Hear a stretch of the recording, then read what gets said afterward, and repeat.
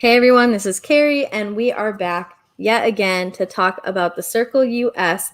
And it is great to have a returning guest with me, none other than MJC, Michael J. Clark. How are you doing on this fine Saturday evening? Kara, I'm jazzed. I'm always excited to talk Circle, and this is going to be a lot of fun. Always. So, Michael did. I think you were kind of in like the same slot for UK Circle, like the one right before the finale last time too. So we've done this before.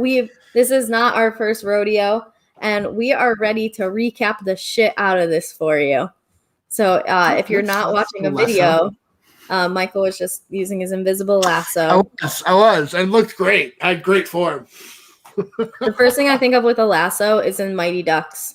Like their yeah, of course. Teamwork skating drill. Yes. So Michael, since you are joining us at episode 9, what's your take so far in this season? How are you feeling about it? Okay. I'm enjoying it. It's good. Every Circle is good, and I enjoy it. I hate that I have to compare it to what I just watched in the UK. I think the UK season was really great. Your mileage may vary on how you feel about the winner and how that whole thing worked out. But we can talk about the winner here. If you haven't watched it yet, that's a you problem. If you care about season 3 spoilers from the UK, skip ahead a few minutes. We're talking about it right here, right now. Sure.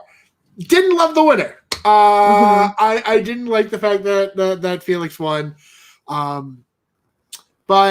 I know I'm talking to Manrika Stan. Still waiting on her agent to reply to my email to get on this podcast. I'm about to slide in those DMs. Yeah, but I don't know. I don't know. Just something about I just didn't think that Felix played as good of a game as Manrika did. She was better than Andy, I'll say. She did not play as well as Saeed, but again, like when you get to the end game, and this will come up. Nitro has a lot to say in this episode. We get to the end game. The rankings are a crapshoot a lot, so I wouldn't be surprised if something wonky happens here for this finale. We can get into towards the end like who we think are going to win, because the only no one else is coming in. The finale is on Wednesday, so we know who's left. We'll just do the ratings. Yeah, so that was my long-winded way of saying, while yes, I am enjoying the Circle, I'm not as grabbed by the casting in this season as I was in the UK. I thought the UK casting was pretty spot on. There are a couple duds, but there are a lot of really great characters. But we'll get into it. I'm not complaining. I'm not saying that it's bad. I'm not saying that I'm not enjoying the season. I'm enjoying the season. I'm saying that I'm not enjoying it as much as I enjoyed the UK season. Yeah, it's tough. We got 2 really good back-to-back UK seasons between the Celebrity UK, even though it was a week. Like, it was a hard-hitting week, and it was funny. It was entertaining. There was good gameplay. Obviously, we had the Circle UK, where we had some divisive characters. We had some great catfishes. And here, I don't think that we're able to use, like, as strong of language about it. I do think that there are, like, glimmers of greatness, and it's just not consistent. And so hopefully, I think though these last 4 episodes were probably the best batch that we've gotten so far, and maybe it's because we've unpack that with you. I think it's because like we know the characters at this point, so we know what they bring. So then it's like figuring out what they are able to maneuver with being established characters for the last 8 episodes, that I think I like this 4 the best. I don't know if there's anything like in the previous 8 that really stand out to me of like, no, this block of 4 is better. I really liked the first 4 just because like that gave us the Savannah versus Tara Alicia. I get that, but the like fallout from them has been annoying as fuck. Like on social media and everything. That I think that's almost like tarnished it for me. Like that would be like in the UK season if Yolanda and Tally like continued to bicker with each other over the cloning thing. Like the storyline has moved past this. Like you guys should too, especially because it was filmed like 6 months ago. Like, calm down. But I think that's why I understand that. In the moment I thought it was good, but I think just like seeing what's unfolded, I almost wish it didn't happen because it's annoying on like Reddit and Twitter and all of the other things that I like try to keep up with. So I have some behind the scenes insight for this. That's you are more plugged in than I am. So like I will take your word for it that like it's gotten out of hand and that it's like not fun anymore. Yeah, that storyline could have died in the first week, and I'd be okay with that. Sure, even the second week. So let's get into these 4 episodes. Now, my favorite thing to do is to not read my notes after I've taken them, and then just jump straight into a podcast. So, let's see what we got here. We start with the creation. I'm buckled in, baby. This is a journey. We're on it together. If you don't like it, I don't care. Normally I type them up, but it's just been like a very busy. It's hard because of like they come out on Wednesday. I teach, I coach, I am doing my doctorate. Like my time is very blocked off that like when I watch this, it's like I usually have like 4.5 hours to watch 4 hours of show. So I have enough time to like pause if I need to, take notes. And I just sometimes get time to type them up so I can share them with whoever I'm talking to. And this week I didn't. So we are free balling it out here this week on the Circle Podcast. Enjoy. Let's go. So we start episode 9 with Jack and Lisa creating the shared profile. So before we even get into that, when you saw that Jack and Lisa were going to be working together, what was your initial response?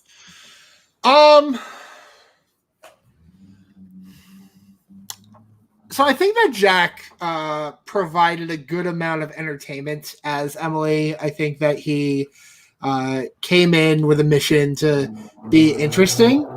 I don't know that I could say that for Lisa. Lisa gave me nothing as Lance Bass, so I wasn't I wasn't optimistic that she would add a lot to this partnership. Hand up, like I will admit that she has done better, with Jack as John, and so like credit to that. But yeah, I thought it was an odd pairing to put together. I wasn't sure how it was going to go because again we saw it in the UK. Where they had the 2 block players, Pippa and had Benny. to play. Pippa and Joey had to play Father Tom. Yeah, and it's just like I get that when the Circle gives you a lifeline, they're like, we're gonna give you a lifeline, but you're playing on hard mode. Like it's not like you can just make up your own thing now. Like, yeah, it's an extra life, but like you have to be a psychic. And you have to be like a 65-year-old man. Right. And I agree with you that what an odd pairing. Like imagine being Jack, 20 years old, and you have to share this like 2-bedroom apartment. Like you share a wall with this like random 42-year-old woman that was pretending to be Lance Bass no more than 6 hours previous. Like what a weird fucking story. I will say though that I've actually been very entertained when the 2 of them are together. They have very fun chemistry together. Yeah. Obviously. Yeah, it's fun. I saw someone on Twitter. I saw someone on Twitter point out, and if you don't watch the show, then this is for the audience, not you. But it reminded them a lot of Cousin Greg and Jerry on Succession. How they I just watch how it. they I both watch it. Yes. look like the characters. Yeah. Yeah, no, that's definitely, I can see that. Mhm. So with this profile, as you mentioned, the only thing that they get is the pictures, and they're told that the occupation is psychic. Yep. So they decide to give him some big dad energy, and they're gonna model it after Jack's grandfather. They said that he's gonna be a friendly old fellow, so maybe he should be gay, which I don't know if that implies that old fellows who are not gay are not friendly, but Sure. that's not for me to decipher. I'm just reporting the news. He is the most interesting man in the world. Yeah, honestly, he should be holding a can of Dos Equis while he's in his picture. But they do, I think it is smart, give some interests from both Jack and Lisa so that when someone asks them about it, they aren't completely talking out of their ass. Yep. I think it was like cooking, reading, and improv or something like that, which are things that they've done. So anything that you want to bring up about our newest and our last player to enter the circle, Psychic Jack? John. Psychic John. Why did they pick John when his name's Jack? That's so annoying. I can't remember how many times I've had to no, they did it. Cross out what I was saying intentionally because his grandpa is named John. I know, I get that, but I'm still not approving of it. Sure. At first, I was like, if you're gonna do that, then just like name the guy Jack. But then I forgot that they were going to tape the goodbye messages like they normally would. I'm like, oh, they shouldn't have. They wouldn't do that. Yeah, I think the key when you're creating a catfish is to really, if you want to appear to be a regular, want to appear to not be a catfish, you need to think, all right, what kind of person is the circle going to cast? Like, they're not going to cast like a basic person with like basic interests and like a terrible profile. Mm-hmm. Like, they're going to cast like the part-time Santa who does improv on the weekends and is a psychic, and it's just so they do a good job of making him interesting and memorable enough for people to say, like, I can see it if that person were real and applied for the circle. Like, the circle producers would be high-fiving each other to get them on. Mm-hmm. And I think that they've done a good job in, like they haven't really had any opportunities to put their foot in their mouth, but like no one's asking them about jackets that they wore on tour or about their favorite makeup brands. So right. Which, by the way, and I'm sure that you and Gonjo got into this last week on the podcast. You mean you didn't listen? Of course I did, but I listened to so many things I forget. I'm kidding. But I feel like the jig was up before the mannequin challenge. Like, people were on to Jack Emily not being a girl before the mannequin challenge. So, like, you can blame that all you want. Mm-hmm. And you can blame that anonymous question all you want. Like, you weren't surviving, buddy. Right. Gonjo said that. And I can definitely see that perspective. I think that if the makeup thing didn't happen, then it's only until the next, like, expose you game that, you know, like he was not on some, like, he was walking on eggshells there. You know what I mean? Like, exactly. He was very, it was close regardless. Like, so I could understand be traded in, like, this is why I lost. While I don't know if that's necessarily it. So yeah, I get that. Yeah. But no, I think they've done a good job together with this profile. Yeah. Having said that, like, there's no chance he's gonna win. Like, they're not gonna win. I mean, not to jump too far ahead, but crazy shit happens in those final ratings. And in the rating for the super influencer, did win out of nowhere the celebrity, right? Yeah. And for the super influencer vote, John got 2 first place votes. He got Rivers and Courtney's. Okay. So I could see them all trying to be strategic, and it's like, oh well, could you imagine what an ending those that would two, be? and yeah, like I don't think anything is I don't think anything I is like shouldn't say that. impossible He's here. not drawing dead. I think Right. there's someone left in the game that's drawing dead that cannot win. Who? I think Courtney can't win. Oh, really? I think he's absolutely drawing dead. Yeah, I think it depends on if River decides to be strategic and how John's relationship goes with Courtney over the next couple of days. But Sure. I do think he has a hard time. I Yeah. don't disagree with you. Yeah. So we get the newsfeed update, and Emily's video, aka Jack, comes up. I just wrote no one should be shocked. And then for Lance's video, aka Lisa, I just wrote no one was shocked. Except for poor Lee. Was he? I think he just kind of had that like snap back to reality. Yeah, my Eminem here. He was that such a fan. He was such a fan, and he just wanted it to be true. Yeah, it's like let's hope for the best, but expect the worst type of thing. Did anything come out of those videos that you think is worth highlighting? I don't think so. I want to see in. I don't think that, and I don't think either one of them did this very well. I'm more disappointed in Jack in this, where I think that if you know that you're recording this like Fugazi goodbye video and you're still in the game, like I think that's an opportunity to really bury someone, and that's an opportunity to like spread a lie out the door where you're not even really out the door, like you're still in the game. But like, just allude to the fact that like, just straight out lie. Right. You have nothing to lose.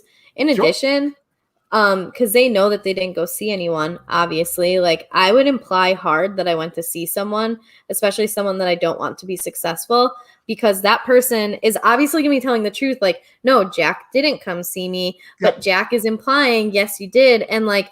It's those little things that blow. Like the reason Kat is gone is because she jumped to some conclusions about who, like those little that everybody has the opportunity to speculate about is where games fall apart. And so I would have undisputedly, and especially let me finish the first sentence. I would have undisputedly implied that I went to see someone. And for the other reason is, for example, we find out at the very end of the last episode, we finally have our first mention of someone being a fan of this show, which was Lee, that if you've watched other seasons, you've seen them do this.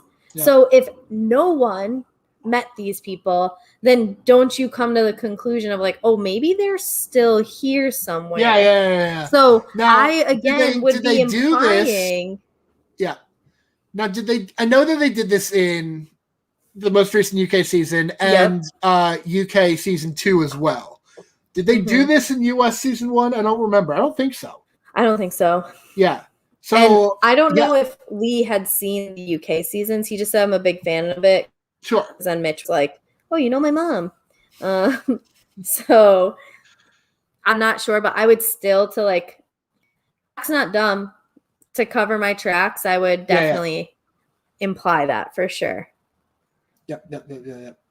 So afterwards, we get the circle chat, and John gets to lurk on the circle chat, so they get to see what everyone else is saying about them after they've been booted. And there are some jokes of like, "Oh, Mitch, I can't believe you were flirting with a dude." Chloe said Emily really like fun, cool jokes in 2021. Yeah, right. Like gay panic is so in.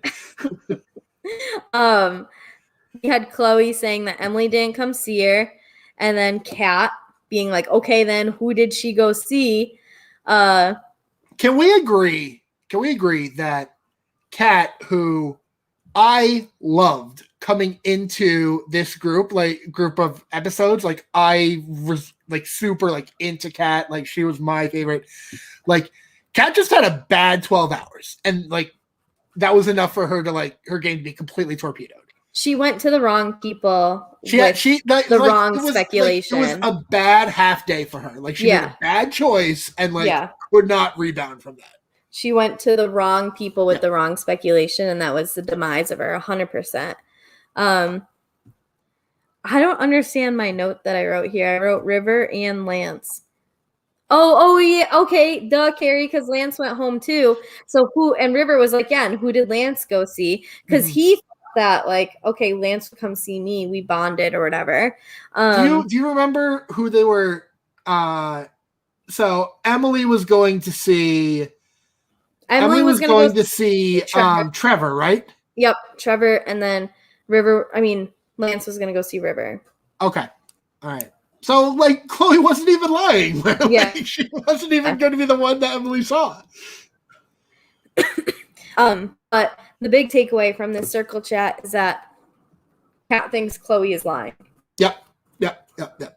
Kat, who, like, was aligned with Chloe. Like, they were, like, tight. They rated each other high. They were 1 and 2 on the influencer ratings. Like, just really has blinders on and just like, no, it has to be Chloe. She has to be lying. And I don't.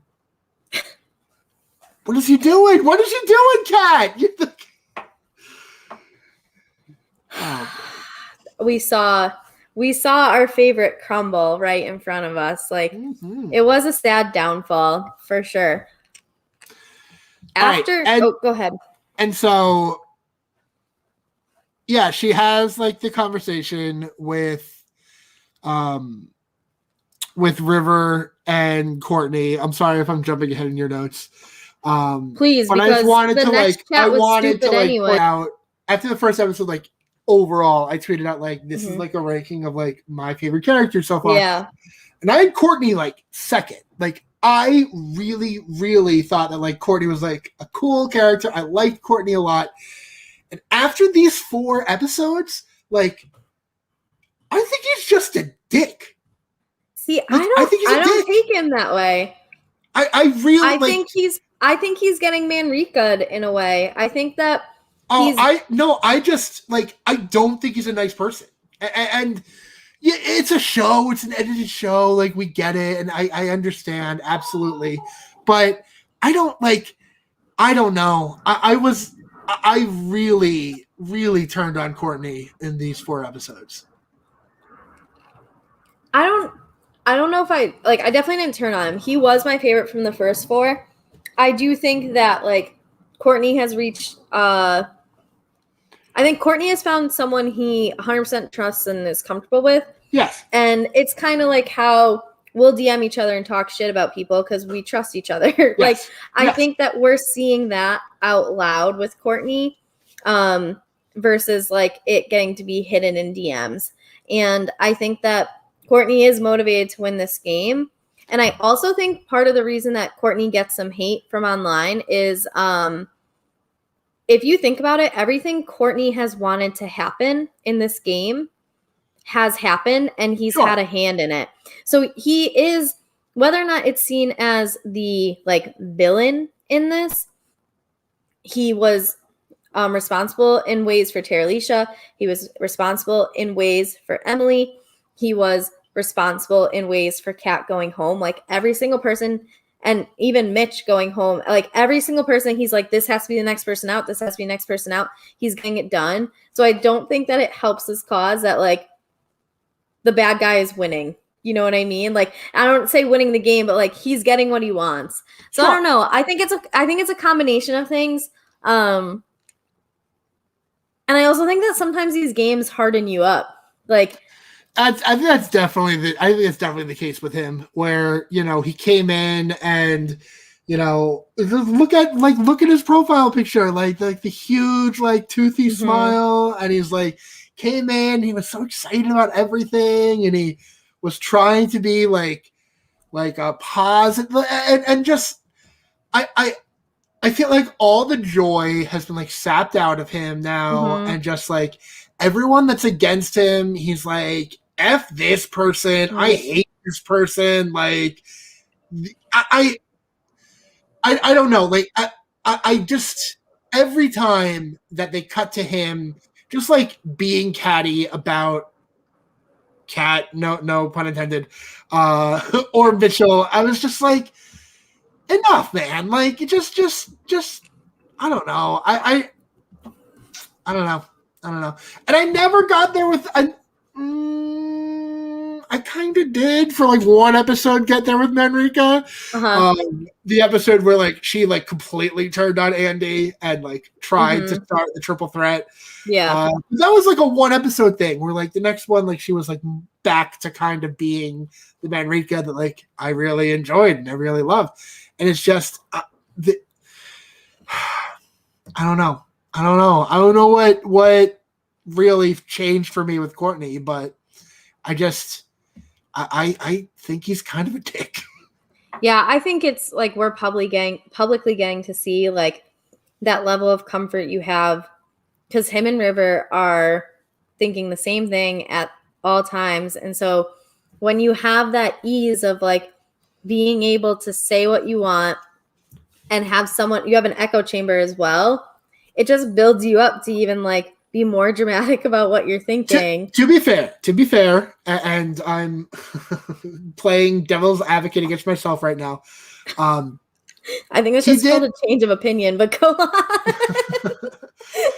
No, I'm not changing my opinion. Like my opinion stands that like that he's an unpleasant person. But he did have like the one line where he was like, Kat, I don't want to be your friend. Oh, outside of the game, like we can be friends, it's fine. But like, I don't want to be your friend. So like, at least like he was able to in that moment like separate out like, oh, like maybe I'm being a little too extra with my hatred of this person for like daring to suggest that Chloe is lying.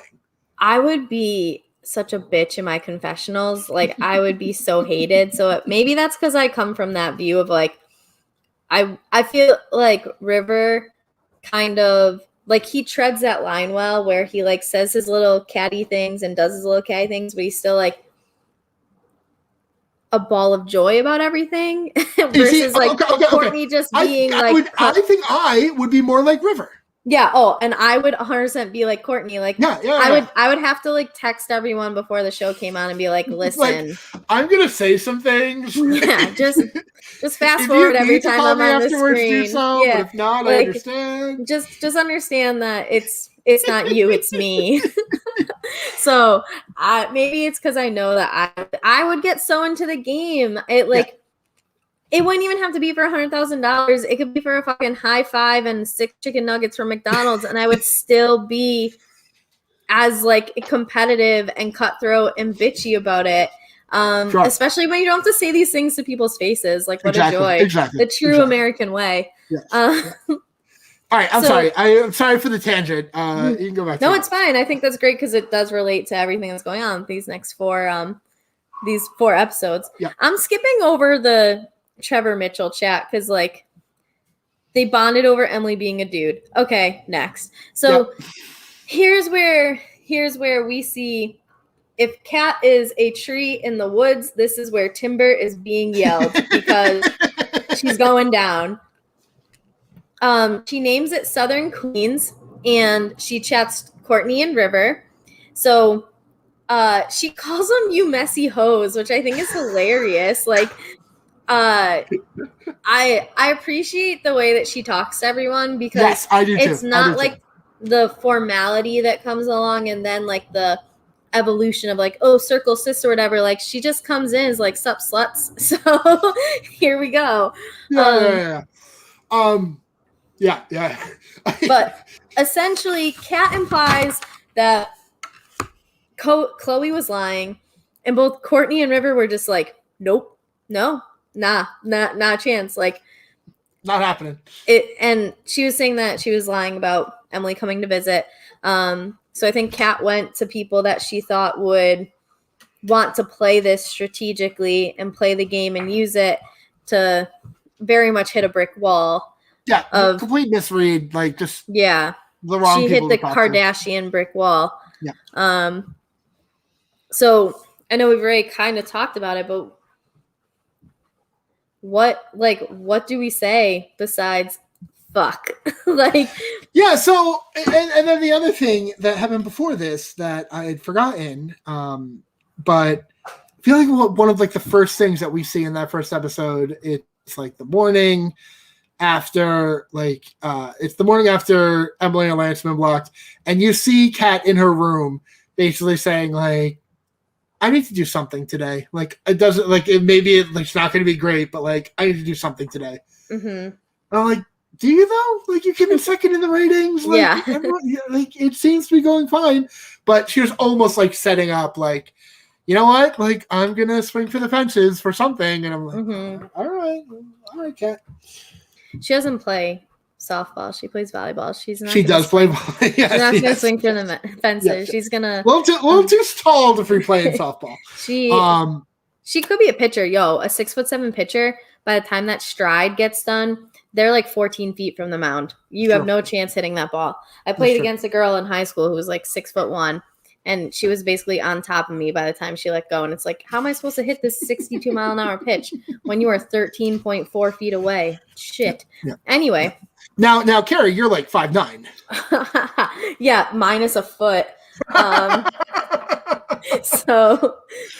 Yeah, I don't know. I think we said all we can say about this chat. That Kat has just not a smart decision, not the best thing to do. I think if she went because anyone else, I think besides this conversation, like, she showed that, like, she had a pretty good nose for the game, and she like was kind of on the ball with a lot of things. And the two things she wasn't on the ball with was, one, Chloe wasn't lying, and two, like, going to Chloe's number one and number two allies and saying this. Yeah. So it's like the beginning of like a slow car wreck. And it's like funny. Didn't you think about the fact that it took until the beginning of the third episode of this little chunk for Kat to be blocked? Because, like, she was essentially a goner from 10 minutes into the first of the block of the group. Yeah. Well, after this conversation, the introduction of John happens. So Chloe says that she goes to a psychic once a week, which, if that's true, I need that type of disposable income. And then the overall consensus from what I thought was no one strongly was like, this dude's a catfish. There's a hunt, like, not even Kat, the catfish hunter. Yes. Like, everyone was kind of like, this, he seems kind of cool. He seems fun. Like, all right, let's see. No one was like, catfish, fuck you, right here, got him. Like, no one was like that, which kind of surprised me. Okay, psychic Santa. Predict this, bitch. So sorry. This is why they can't, like, I would be Courtney, is because I would just be running my mouth. Courtney is like the most like he's the most skeptical of everyone. Yeah. So they open up the circle chat after everyone gets to see Santa John's profile. And Kat in this circle chat brings up the Joker, to which Courtney's like, shut the fuck up. Yeah. And of course, Trevor to Bond brings up having kids. So that was really like, there was like the, hey, how are you? Welcomes. But the Joker and that bonding over children was really the two main things I took out of it. Is there anything that you took out of it that you were like, oh, yes, this is a great way to start Santa John's experience? There wasn't really anything memorable besides those. And again, Kat just continuing to piss off the wrong person. Yeah. So after this, we get a game called Geek She Quiz. So John is a captain, and he picks Trevor, River, and Courtney. Mm-hmm. Chloe is the other captain because she was first in the rankings that just happened, and she picks Kat and Mitchell. So we get the science question, which I don't remember, but both of them got it right. I didn't write it down. It was like, which planet is this? And and the answer was Uranus. Yes. And it was just like, that's your science question? Like, not enough Uranus jokes out of Yeah, not enough Uranus jokes out of that one for me. The next one I had fun with. I paused it so I could figure it out myself before they gave the answer. Problem? The math one, naturally. What else do I fucking do? So, River and Mitch are the two up for this, and it was blank shades of gray times the number of Toy Story movies minus the number of stripes on the flag plus how many problems Jay-Z has. Yeah. So River, aka Lee, who's like a 58-year-old man, got the first 3 right, but did not know how many problems Jay-Z has, which is funny because Jay-Z had 99 problems, but it probably got bumped to 100 when we all found out that he cheated on Beyonce. So, sure.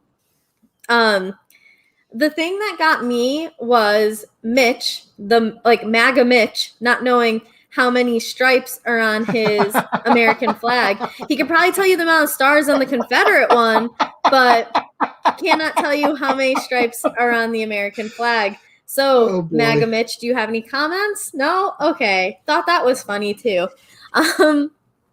But for the record, I got it right. Didn't cheat. Proud of you. I know my 50 Shades of Grey. Love Toy Story. I do know how many I do know the American flag, and I know Jay-Z. And you know it's not 100. Next was sports. Well, he probably thought the bitch was a problem. Like he didn't listen to like the second. Oh, bitch isn't one of them. Okay, all right. Oh, I'm sorry. I did not subtract that one at the end. My bad. Next category was sports, which was Trevor versus Kat, and they show a picture of 3 basketball players, just very, low key, unpopular players. Yeah. Poor Scotty. We're like, both of them are like, that's MJ, that's Rodman. Is that Scottie Pippen? Yeah. that could be someone else. Is that Steve Kerr? No, it's Scottie Pippen. Of course, 33. So Trevor had an opportunity to get exposed there because there's no way Trevor doesn't know who those 3 are, especially with Jack still in the game and being such a sports fan. So I was proud of Trevor. Like I got I don't say emotional, but I was visibly happy for Trevor when she ended up pulling that out. I didn't want that to be Trevor's downfall. Especially when she was 50-50 on it. She was like, is that Scottie Pippen? That could be Scottie Pippen, but I'm not sure it's not Scottie Pippen. I was like, oh no, Dolly said, you need to say Scottie Pippen. You cannot backtrack here. And she didn't. And thank God.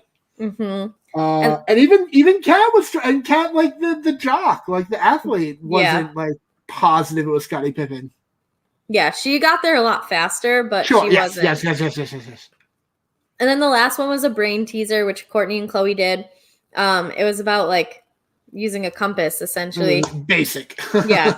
I didn't feel like reading that fast, so I didn't try to figure that one out, but I'm confident that I could have. However, I do relate to Chloe because having moved to Chicago a couple years ago, Chicago, if you don't know north, south, east, and west, you can't get around this city. You can't figure out directions because anyone who's from here uses it. You can be inside a building with no windows and someone's go east. And you're like, where the fuck is east? And they're like, oh, east is towards the lake. I can't see the lake from here. I cannot see where the sun is rising or setting. I have a chip in my hand? Hold on. Let me pull up the compass on my iPhone. What the fuck?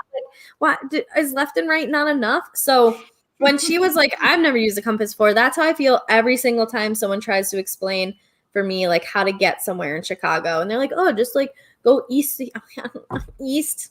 Where? Is it up or is it down? Yeah, use some hand motions or something. But John's team ends up winning the Geek Chic quiz. What do you think of our game? I was fine. I thought that the questions were kind of they were all pretty easy. But I'm pretty smart. I don't know. I know why they do these to see if they can trip someone up. But it was it was fine. It wasn't the most egregious thing that we've seen in these 4 episodes, and we'll get to that. I would have loved if someone maybe circled back to River not knowing Jay-Z's 99 Problems, because like I feel like that's a transgenerational song. That yeah, but like he's also supposed to be at least 12, 13 years younger than we are. I still think that if I were to play that song in one of my classes, in a non-COVID class of high school students, that the majority have at least heard of it. But like, would a kid like River have heard of it? Yeah, maybe. I don't know. I don't know. Who knows? Like what about the Twins YouTube series where like they've never heard like the Star Spangled Banner before? They like respond to like all of these songs. They're like, how have you never heard that song? You know what I'm talking about? YouTube series? The Twins, the New Trend, where it's like the two brothers who have never heard these songs before. I've never heard of them. So. They went viral by reacting to In the Air Tonight by Phil Collins. Oh. But like there's like a bunch of songs where I'm like, how have you lived 20 some odd years and you never heard like song X? I can come up with the exact songs I've never heard of, but yeah. Anyway. We move on. So we do. We do. Santa John chats River, and really what comes out of this chat is a solid connection between John and River. Something I also noticed is that Jack is doing the majority of the talking. Which, to be fair, I don't think it's bad because I don't think Lisa like understands it, but like understands the game. And I think this puts Jack in like his ideal situation. He wanted to come in and be strategic, and like this is where he's getting the chance to. And I think for him, it's like he's benefiting from having someone to kind of slow him down a little bit and just like have to say it out loud and like, oh yeah, okay, that's good. And like Lisa has spoken up saying like, oh no, but I have noticed that Jack does the majority of the talking. Yeah, it's like it's not really like it, but I'm going to say it anyway. It's like when I play Codenames, and I'm like, I need to give because like I need to be like the quarterback. I need to like be the one like in charge of my team, and like we're gonna like live or die based on what I say, and I have to like when. The only time I make a conscious effort to like tone that down is when I go into an escape room because I'm always like, oh, like it's gonna be really annoying that like I'm gonna be like hard headed in here, like let somebody else do it. Yeah, I can see that. I also just think that like Jack loves these games, and Lisa loves Lance. Like that's yes. That's really it. So after this conversation, we get Chloe chatting with Trevor. And Chloe is like starting to get some feelings. We are getting some real emotions out of Chloe. Mm-hmm. And she says that she's really looking forward to meeting Trevor. So this conversation is just to kind of like build up there's a chance that these two are meeting at Final Five and it could be a disaster. So sure. I do have a question for you. What's your opinion of Chloe?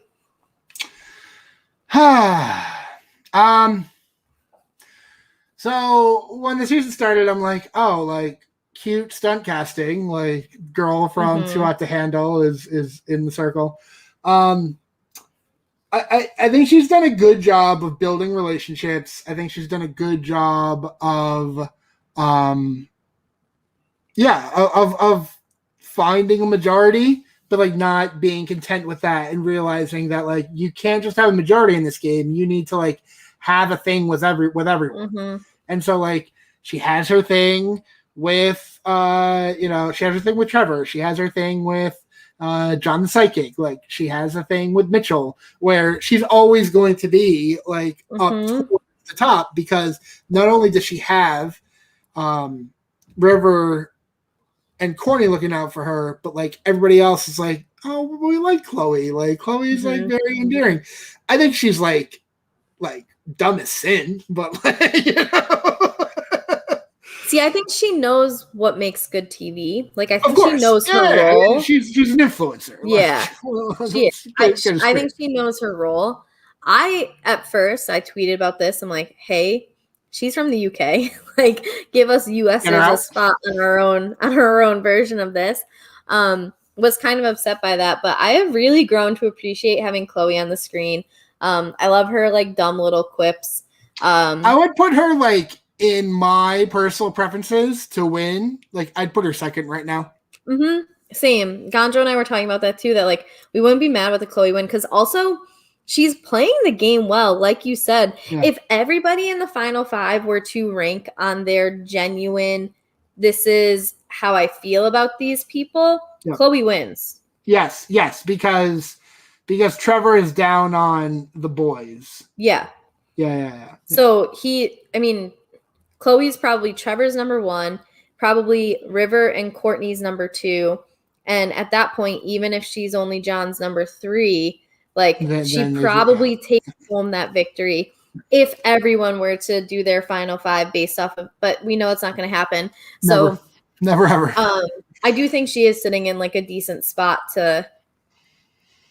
she can win. I would love if she did. But I think she's doing a lot better than I anticipated, and I'm enjoying having her on the TV. So my resentment. I think she brought a lot to this season of the show. Yeah, my resentment has gone away, and I now towards her though, not to Mitchell. Like there's I just move the resentment from one player to another. There's like a block of resentment that gets divided out, and Mitchell has most of it. So, mostly because like he's tricked me into like when I'm watching and I'm watching this and it's like I kind of feel bad for him at points. I like what he's doing at points. I like that he's like kind of being strategic, trying to do this, and then I remember that he's on record saying racist, homophobic things with a Confederate flag behind him. And then it's like, you remove a whole character for me to enjoy the circle. Please watch people's Instagram lives before you put them on your Netflix. That's all I'm asking. That's really it. Maybe he wouldn't be a virgin if you were. Anyway. I think that, well, no, you can go see what I said with Gonjo. I'm not gonna put that out there again, but it's been out. My opinion on that is out on the internet. So after this, we get Courtney chatting with River, which, you know, these two are definitely the two closest in the whole house or apartment building, whatever you want to call it. They immediately agree about protecting Chloe and are not fans of Kat. And then they invite Chloe to the chat to be like, Chloe, guess what your girl said? So they tell Chloe about it, and Chloe is like, why would I lie about Emily coming to visit me? And I think that's probably like, I think if Chloe and Kat had spoken first, like if Kat went to Chloe and was like, hey, you can tell me Emily came to visit you, right? Girl, like, you know. Yeah. And I think Chloe could have easily been like, no, like why wouldn't I tell everyone that like my best friend ended up being this like 6'8" dude who's 20 years old, and like all like what purpose is there in lying about this? Nothing benefited it. That I think like all of this could have been avoided. But Chloe like reiterates, why would I lie about it? And the guys believe her. Can I say this is only like tangentially related to what we're talking about here. I've in a Preston org, I have gotten burnt by this before, and so I think in the circle, if you're having a chat with someone and say, "Hey, let's add so and so to the group chat," I think that person should be able to see previous messages. Don't you agree? Yeah. Yeah. It wouldn't change like much. It would just be like, all right, let's close this and we'll start another one with the 3. And which like I can see like producers being like, that's annoying. Just like we'll delete everything they say before that. But anyway, that's my thing. And then Chloe says that Kat fangirled over her, so she's definitely a catfish. So what? Yeah, like question mark. So Chloe is finally playing her I've been on TV before card and was like, well, Kat was like so into the fact that I've been on Netflix, so she has to be a catfish. Like what? Which I don't understand how maybe you that jumped to happened. the- I didn't see it. Like I saw her like reference the fact, like, what's up, too hot to handle? Yeah. It's like if you thought she was fangirling over that, you should have seen her talk about Lance's leather jacket. So from that, the three of them again like solidify that alliance. The Kardashians are strong. What do you think about this three and this conversation specifically? Like, did you think that it was the right thing to do to bring Chloe in? I do. Yeah, I do. I think they had to, at that situation, River and Courtney say, like, all right, like, let's figure out, like, who's going to be more beneficial to our game going forward. Like, continuing the alliance that we have, or, like, kind of stringing Kat along and, like, maybe jumping to her side. Like, it made no sense for them to not run and tell Chloe what they had heard from Kat. And so while like it may not be exciting TV, like I think it is like optimal circle strategy to like if you built trust with people to continue like harboring that trust and like showing. And I think that we'll get to it when we get to it, but I think them coming to Chloe as quickly as they did really ends up saving the two of them when Trevor and Mitchell try their Hail Mary against Chloe, where like I think Chloe is going to remember the fact that, like, no, they did prove they are loyal to me by, like, saying this about Kat. And at no point are they saying, like, it did, they, again, based on what we see, at no point does Chloe say, like, were they lying about Kat? Like, they completely, like, she completely trusts that they told her the truth about that. Yeah, I agree with you. I really have nothing to add. I think you did such a fantastic job analyzing that one for us. A+, gold star. Fantastic. So I'm thinking of like Anchorman. He's like, right on, neato, well done. My roommate and I from Connecticut, like we taught together. There was a classroom in between us, like so we spent a ton of time together. We would just like talk to each other in strictly Anchorman, and the way that you said it just remind me of it. Anyway, so after this, we get the Cool Kids party, which is a prize for the winning quiz team. And I have two things to bring up about this. That Circle USA sweatshirt is fucking dope. It is. I want liked one. It. I liked it. I put out a merch store so I can buy one, please. Or cast me so I can get one. And then the other thing was, this is really where I like picked up on the Jack Lisa combo of these two when like they're dancing and stuff. The pony. Genuine. Yep. And Jack goes, hey, tell Lance that I'm joining the group while he's in the middle of dancing. Like, I thought that for how awkward that situation can be, I think that they're so enjoyable to watch together. Yeah. And it's like bringing something worthwhile out of Lisa, especially, but I like that, especially when you get like the height differences and you have the pictures of like Jack's head cut off and Lisa standing next to him, like coming up to his like not even his nipples. This is also like my everyday life, but yes.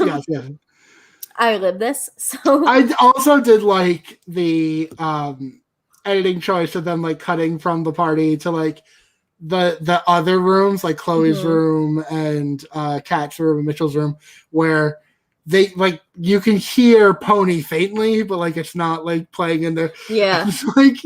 I was like thinking of like what I would do in that situation, and I'd just be like on the couch, like bobbing my head, like so Pony, let's do it. But that was really funny. I enjoyed that. I always like wonder what the soundproofing situation is in the Circle apartments. Yeah, I think on Jack's TikTok, they said that it's like incredibly soundproof and you can't really hear anything. Yeah. So I'm wondering if they even just like played that a little bit faint for us in the background. But it would be cool if they can hear it. So after we get the party group chat, so this is where we get Santa Psychic John really being tested for the first time. This was very funny. Yeah. This is one of my favorite parts of the series. Courtney's like, all right, everyone guess a number 1 to 10. John's going to guess your number. And was there something else to it of like, and like he's going to read your energy too? Yes. I didn't put the energy reading down stuff, whatever. But so River goes first. He's like, my number is 7. And John doesn't guess it, but River's like, I'm going to keep the party vibe alive and I'm going to say he got it right. And so Jack's reaction, I'm like, yes, oh my God. So pumped up about it. And then Courtney goes next and his number was also 7, I believe. And again, John gets it wrong, but Courtney's like, oh my God, you're right. That was my number like, Courtney's 2. like, by the way, like rolling his eyes like this entire time. Like, okay, Psychic, like, what you got, bro? And then last, Trevor does the same thing and lies and says like, yeah, oh my God, you got it. And at this point is where young 20-year-old Jack is like, at least one of them is lying. And Leah's so tickled by all of this. It was just like genuinely fun, like seeing all of their reactions and everyone independently being like, oh my God, you got it right. Oh my, I love when 3 people will do a bit like independent of, like no one needs to like tell them like this is what we're doing right now, by the way. So RHAP is doing their like top seasons countdown. And the most recent one they did was All Stars, and there's always like a poll. And one of the questions on the poll is always like, who in this cast made you think like, hey, like who's that? I have no idea who that is. And I just like, when I saw that, I was like, if less than 50% of the people pick Rob for this, then like the RHAP community has no sense of humor. Like the answers clearly like troll Rob by saying Rob. Yeah, and did RHAP come through? Part of the podcast yet. Okay. Please update me because I definitely have an opinion on if the RHAP community has a sense of humor. So certain members do, others do not. I'll say. Yeah, but do 50% of them? That's a lot. Yes. 1 on every 2? All right. Anyway, so I will stop slandering what the rest of you love. After this, we get one last conversation of this episode. We get Kat chatting Chloe, and Kat just wants to clear the air with Chloe, says that like she's kind of been up in her head. She got too into the game. She threw something out there as bait to those 2, and they didn't bite. And Chloe's not buying this for a second. No, like Chloe it's very, is out. Very Manrika Gemma. Yeah. Chloe is out on this, but she plays nice. Like giving the screen the finger, like just like not having it at all. Which, I mean, is the right move by Chloe. There's of no course, point in she's right. burning that bridge. But I mean, Kat tries. Nice try, Kat. Again, like I'm gonna say what I said earlier. Like I think Kat had a bad 12 hours. Like she was fine, and she just like blew up, and it happens. At least she can say, like, it happened playing the game. Like, it wasn't done to her where, like, it was based off of something that someone else said. Like, it was her own actions. And at least, like, with that, she can take that. Completely unrelated, but something that is always an event in this house is when Brett tries to take out Nitro. So I'm doing this, so Brett's being very kind of doing that. But Nitro makes it impossible for him to put the harness on.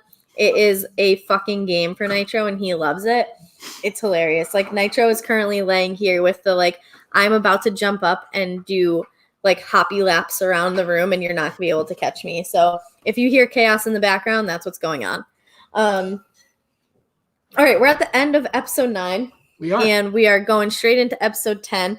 And this bit, it actually entertained me throughout the episode. I don't know how you feel about it, but the Democracy Day thing, I was entertained. It made me smile. It made me laugh. What did you think of the overall Democracy Day thing? That's it? It was fine. I don't know. I just think if you're in there for your like third week now or whatever, I guess it's like you know, you gotta mix it up a little bit. It was you know, it was interesting. These people who are like thirsty enough to be on the show like love cosplay, love to like dress up, and so like it's fun to like give them props and give them things to like dress up in. So I do think that's one reason that I would not want to be on is I fucking hate costumes. Like if someone they love them. They love it. Like a themed party, like an ugly sweater party. Sorry, I'm not going because you are expecting me to wear a certain thing. Yeah, they would like give you like they would give you like the prop nerdy glasses. You'd be like, I'm good. Like, I'm good with what I have. Hard pass. But I liked the podium. I liked the flag set up in the back. It made it look a little official. And the circle flag. There's some cool circle shit this season. There was the tumbler earlier that like Savannah had in her room. These circle sweatshirts, which again, like send one this way, please. But yeah, I enjoyed the little gimmick with this. I thought it was kind of fun. But our first Democratic decision was they had to vote for someone to receive a great gift. It seemed like it was a treat, but not a power. At that point, I wasn't 100% sure. But we get a tie between River and Courtney. And John gets to break the tie, even though John was in the tie. Oh, yeah, he was one of the votes for the tie. I was like, he wasn't tie. Yeah. So it's funny because they go back and forth with River and Courtney. And like River's like, I don't want it, Courtney. I don't want it. Like, please don't pick me. Please don't pick me. But John votes for Courtney because that's who he originally voted for. And I might have missed this part. I think this is what happened. Was the gift a bouquet of flowers? Yes. What a stupid fucking gift. I never want flowers in my entire life. Yeah. Like, yeah. What chocolates, you know? Those like, are things you have to take care of. Yes. They don't do anything for you. Like, I'm not a sim. It does not increase my happiness by having flowers around. Like, I've told my boyfriend, like, don't ever get me flowers. Get me 10 chicken nuggets from McDonald's instead. Like, put them on the end of little sticks and make it look like a bouquet. Do not ever waste your money on flowers on me. Like if I opened my door and saw flowers, I would just close the door if I was River. But I'm also, as I mentioned previously, a massive bitch. So I'd be like, circle producers, find something better. This ain't it. Like this arrangement better be edible by the time I wake up. Right? Like I'm just gonna start eating these flowers regardless if they're edible or not. I don't give a fuck. Like I saw that, and I also I wish this is probably only gonna be funny to me because I can see it, but maybe it'll be funny to you as I explain it. I wrote it and I fucked up the spelling of bouquet. I'm not 100% sure how to spell it. I mean, I can actually tell you where I made the error because I never put a U after the Q, but I knew I spelled it wrong, so I just like did the little squiggly line underneath like I'm fucking Google Docs. Like, with the red line. I'm like, I know this is wrong, but I don't care to figure it out. I believe it is a Q sandwich on U bread. BOUQUET. Yeah, I just forgot the U and never went back. And I just now realized that I forgot the U after the Q. But I have 2 degrees and I'm licensed to teach in 3 different states. So hide your kids. So we've got our first Democratic decision of the day. Holds almost no weight on anything. 0. Perfect. So nice flowers. Fuck flowers. Next we get Mitchell chatting with Kat. He wants to check in on his buddy. He expresses how he doesn't want to be fake. He's here to build real relationships. And Kat also says the same thing. She's like, I tried playing the game. It has blown up in my face. Like, I'm just, whatever happens, but I'm here to connect and meet people. Mitch says, and Mitchell and Kat are friends. Like, you'd be friends with like the person at camp that you like had took like an Uber pool to the campsite with. Oh. Or like you both like got there at the same time. You're like, I guess I'll see you there. You're overestimating my friendship levels. Yeah, like they came in at the same time, which is like a built-in alliance. Yes. But otherwise, it doesn't seem like they did. At least we didn't see too much conversation between them leading up to this. It was kind of just assumed like these two are cool with each other. So Mitch says he's not playing a game, but he thinks that Courtney was a joker because they're so close and River was chosen as the influencer. So I did appreciate his like ease in explaining that because it does all make sense. And Mitch said that he wanted Kat, Trevor, and Chloe in the final four. What do you think of our newbie alliance? Especially knowing that doesn't like RIP. Yeah, right. Pour one out. I mean, I think it makes sense for them to like have to try to work together, especially like I think Kat by this point is like kind of seeing that she's messed up and that she's kind of burnt some bridges that she shouldn't have. I think at this point she still thinks that, oh, like maybe either the boys didn't tell Chloe or I did like a good enough job of like putting my tail between my legs when I talked to her that like we're cool now. I think like it's the alliance of convenience and it's like, yeah, it's a great idea, but you need to have conversations with more than just the one person, Mitchell. Like you need to like build something with other people because, and we'll get to it, when Mitchell like talked to Courtney and River in part of like the plan that Trevor lines out for him. Like I think a part of like Courtney's like indignance there is like, you've never spoken to me, you've never reached out to me, like now you're desperate and like what's going on right now? Yeah. Where I think Mitchell was just like me and frickin' Kat, like we're together and just, I don't know. I think that there's two ways that this game improves. Is one, like you said, if Mitchell had, I do think he was trying to make like genuine connections with people, but I do think that he ignored the people that he decided early on he didn't like, which you can't do. You have to be fake and just like foster those relationships, even if they are. But second is like, Kat is obviously a game player. She can connect with people. She's funny. Like she brings a great energy, but Kat needed to bring the game out of Mitchell like Trevor did. Yeah. And if Kat could have done that from the get-go, then that newbie alliance to me is actually a force to be reckoned with. Yeah. So that's my opinion. It's like, if I were to be a coach for them, like, Kat, be a leader, like get him on board. So yeah, I think we had some good personalities there if you ignore all of Mitchell's downfalls. Yep. And unfortunately, I don't think that they came together in a way that they could have to really impact the game. So after this conversation, we get Trevor chatting with Courtney. Courtney says that Kat's trying to get Chloe blocked. I think that Courtney is being kind of dramatic through this. I don't remember what he said, but I just wrote down Courtney kind of being dramatic. Trevor's shocked by this. And my question that I wrote is, which I kind of already covered, but how many people is Courtney pretty responsible for the demise of in this game? Yeah, I'd say everyone but Bryant and Savannah. Yeah.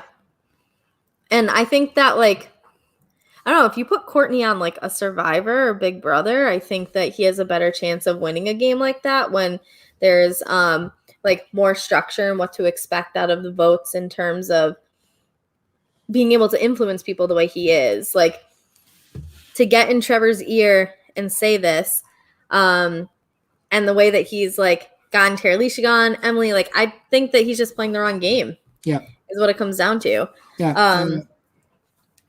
But Trevor doesn't fall for Courtney's bullshit. Like, is shocked, takes the information, but still has Chloe and Kat's best interests in mind. What do you think of Trevor? we haven't talked about Trevor yet. Trevor, played by Delisa. I love her. I think she's great. Mm-hmm.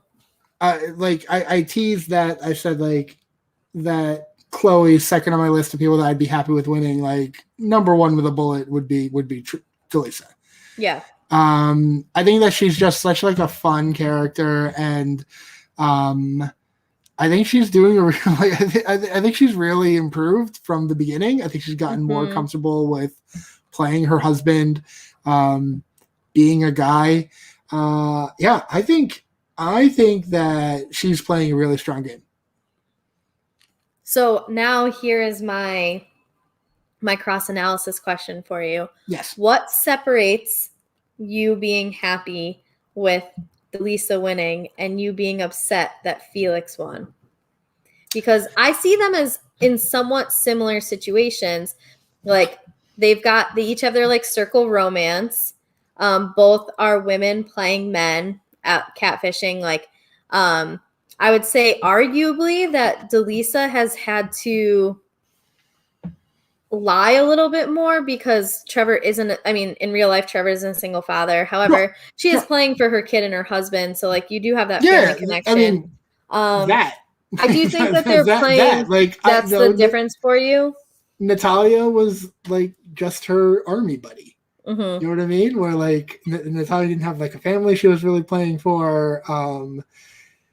Whereas with Delisa, like she isn't actually Trevor, and Trevor isn't a single dad, but like she has a family. Like she like that. Like Booby is real. Like the kid is real, and he is real, and like they are doing this. They're in this together, and it's just I don't know.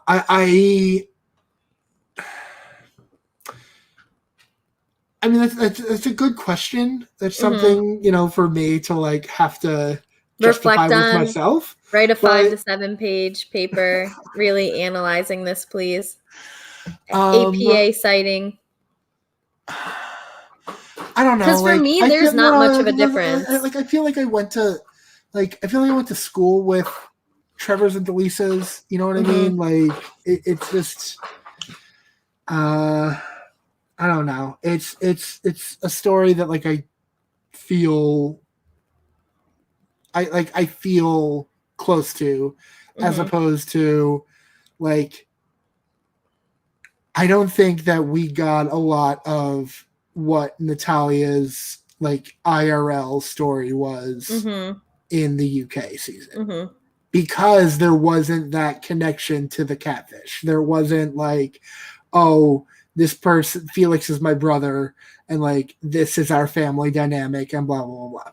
And it's like, I'm going to, and I'm sure you will too, I'm going to roast a lot of what they do in that last episode. Like, snooze. Like, I hate what are you playing for? Here's some messages from home. Like, I fast forwarded through the messages from home. No. And let this be the last time we talk about it on this episode. Like, we don't need to talk about that because it's not interesting to me. Yeah. Like, you didn't need to like stretch it out. Like the finale could have been this week. Anyway. Yeah, I agree with you. So I just think it's interesting because I do see a lot of parallels between Natalia and Trevor, Delisa. So it like you being not happy with that win, but would be very happy with the Trevor win, I think is interesting. So you're obviously allowed your opinion. I just wanted to see if you had any like big distinctions, and you said it was like the actual connection. And there's also like there are no Manrikas and Hashus in this game that like I'm like those like I was pulling for both of them as individuals over Natalia in the Circle UK. where there's no one that I feel as strongly about in this as I did about those two characters in the UK season that just ended. That makes sense. I think that makes a lot of sense. Yep. So we will keep going. We've got John chats Mitchell, and they bond over Mitchell being a good guy. So John, I hope you have Instagram. And then they try to get a little too cute, I think, with the guitar thing. Yeah. I didn't even write that stuff down. I just said try to emphasize being a psychic by playing the guitar. I think that Jack went back to his like typical Jack ways of like, all right, we've said like 3 things to connect like on a human level. So what's your strategy? Like just cut to game talk so quickly all the time that if I were to get to talk to Jack, I would love to politely bring up of like, maybe we push the brakes on that a little. But Mitchell finally like kind of steps up and says like, all right, let's talk game. I'm finally going to talk some game. He calls out Courtney and River immediately and supports Kat and Trevor. But we know that John is interested in working with River and Courtney. Yes. If they were able to swing John on their side, they could have broken up that power duo. It's interesting to me that Jack wants to be number 3 on a power duo and like almost ignoring, and I'm saying Jack like Lisa's not there. It was funny when they're like, and Jack is talking to invisible Lisa. Like I thought they were implying that she hasn't done anything. And then she actually like was in the scene. So I think it's interesting that they're kind of like ignoring that Jack and Lisa are ignoring like Chloe's relationships within all this. Like it's a very huge oversight by the two of them, in my opinion. Yeah.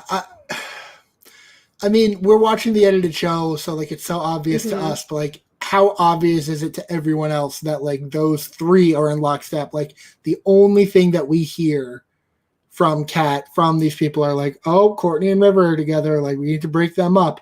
Like we hear that from Trevor. We hear it from Mitchell. Like it's never the Kardashians. It's never Courtney, River, and the only time where we kind of see that is, and we'll get to it, but when Trevor and Chloe are influencers together, where Trevor's basically like, it's 2 of your people versus 2 of mine. Yeah. I do think that it just shows how strong Chloe's social game is and how like under the radar it is as well, to not be lumped in with them, that everyone thinks they've got Chloe when Chloe's deciding who has Chloe. So good for her. Way to be a strong, independent woman. Yes. After this, we get Democratic game number 2, and they have to make campaign posters for another player anonymously, and it was boring as fuck. Only one person decided to do the shady anonymous game thing. Yeah. And it was Trevor. I don't like it. Like the point of the anonymous game is to like be messy, and no one was messy. And like Trevor didn't even like do it that bad. Like called River calculated. That's it. So now we're at the point where River has taken a shot at Trevor with the so Trevor, how hard is it to play catfish in that anonymous game? And now Trevor has taken a shot back at River. So we're equal there, but otherwise I don't want to talk about this anymore. The rest was boring. yes. Where Kat like made a very like I tried to make an olive branch to Courtney to like make like a very nice poster, and like Courtney's like, oh, like this is nice, but like it's too little, too late. Like I hate you, and you're a terrible person, and like how dare you even breathe my name? And I'm Courtney, and I'm the coolest person in the world. And anyway. Remind me how much you like Courtney. Okay, so the one funny thing that did come from it was when like Chloe was making her poster and she's like, Emily, if you're watching this, this is how you apply foundation. So good on her. The next chat I have. River added an extra I in circle. Oh yeah, circle. And then like Jack figures it out. It's like he didn't mean to put the Christmas tree there. He wrote circle. We've all been there. So too many times. So we have Trevor chatting John, and all I wrote for this was they bond over fatherhood. Yes. Okay, cool. So I also wrote that the Democratic thing is funny to me. Again, as they had to like do their ratings from this podium. So the next Democratic event is the ratings, and I have everything that was said out loud. So a quick recap of that. We have John voting River number 1. We have River putting Chloe number 1. We have Chloe putting Trevor number 1. We have Trevor putting Mitchell number 1. Mitchell putting Kat number 1. So no one is reciprocating number ones here. Until Kat. No, not even Kat. Sorry. Kat puts Chloe 1, right? No, Kat put Chloe at 2. Okay. So there is a chance that Kat put Mitchell at 1, but we just didn't see it. I hope not, for her sake. Yeah, how frustrating would that be afterwards? But Yep. I don't know. Sometimes like people not forgive, but like look past things like that because it's someone they know, and that has to be such like a hard situation to be in. But anyway, I'm not here to guide Kat's morals. I have none of my own. Kat puts Chloe number 2. Courtney puts Trevor number 3. River puts Kat number 4. So not in that last spot, even though they both like get Kat out. John puts Mitchell number 5. Chloe puts Mitchell number 5. Mitchell puts Courtney number 5, and Courtney puts Kat number 5. So, any in-depth analysis you want to do of that? Would you like to do some stats? I think it was interesting that so Courtney putting Kat in the last place and like being like emphatic about it, like, and it was very funny that Chloe didn't even put Kat in last, or like Chloe put Mitchell in last. And I'm sure she put Kat in 4th, but I don't know. That was funny to me. Yeah, I just, like you said, I want to know what's like, Jack and Lisa, what's your game plan here? Like, what's your plan? Like, what are we trying to do? I have a feeling that we aren't seeing like how quickly he's bonded with Courtney and John. No, River. Sorry, because otherwise it doesn't make sense. No, because they seem very in on being with the two of them, and maybe it's because like they are a power duo. So. But it's also like, it's not even like they're new players where like, they should realize that like, oh, like while we were in this game a day ago, like these two were a clique. Like, yeah. I'm not sure, but it's working for them. Whatever it is, like a lot of the times it's the new player that gets blocked in Mitchell's spot. We saw that in UK season 3. It's hard being new. And so whatever they're doing is working. At least for now. I mean, again, I think there's genuinely a chance that they win. It would not surprise me in the slightest. I don't think I would be that happy about it. I wouldn't be like, oh, here's a deserving winner. But it would not surprise me in the slightest if it happens. Okay. All right. Let's see it. So after this, we get Trevor chatting with Kat, and Kat's just saying, like, I'm fucked up, man. Like, this game's gotten to me. And Trevor builds her up a bit. And I believe this is what I learned in high school English is called foreshadowing. Yes. So what are we foreshadowing here? Well, let me flip my notebook page and tell you. We get our, hey, where'd you get my sock? Sorry, that was to Nitro, not to you. Oh, I thought it was to Brett. No, that doesn't happen. So we've got the ratings in. Kat is in 6th, Mitchell is in 5th, Courtney is in 4th, River is in 3rd, Trevor is in 2nd, Chloe is in 1st. And at this point, I had the realization, like, oh, we have a very small pool of people to block from. We've got 4 people. So anything you want to say about these rankings? No, I think it's interesting that and I guess we'll get into it too when we talk about the final rankings that we see with the super influencer thing. But it's interesting that Trevor is able to leapfrog the boys just because, they have been such like an obvious pair to people, to Mitchell, to Kat, and to Trevor, that like you're able to like tank their rankings like that. Something that like I don't think they did enough of in I guess there was never like the obvious. Well, I guess Manrika and Felix were the obvious pair, but they were like running the game together, and so like no one really had the agency to be able to like do that and to throw a coup against those two. So I wasn't surprised that neither one of them got influencer, just because I think they're just being very obvious, like bromance type thing right now. Yeah.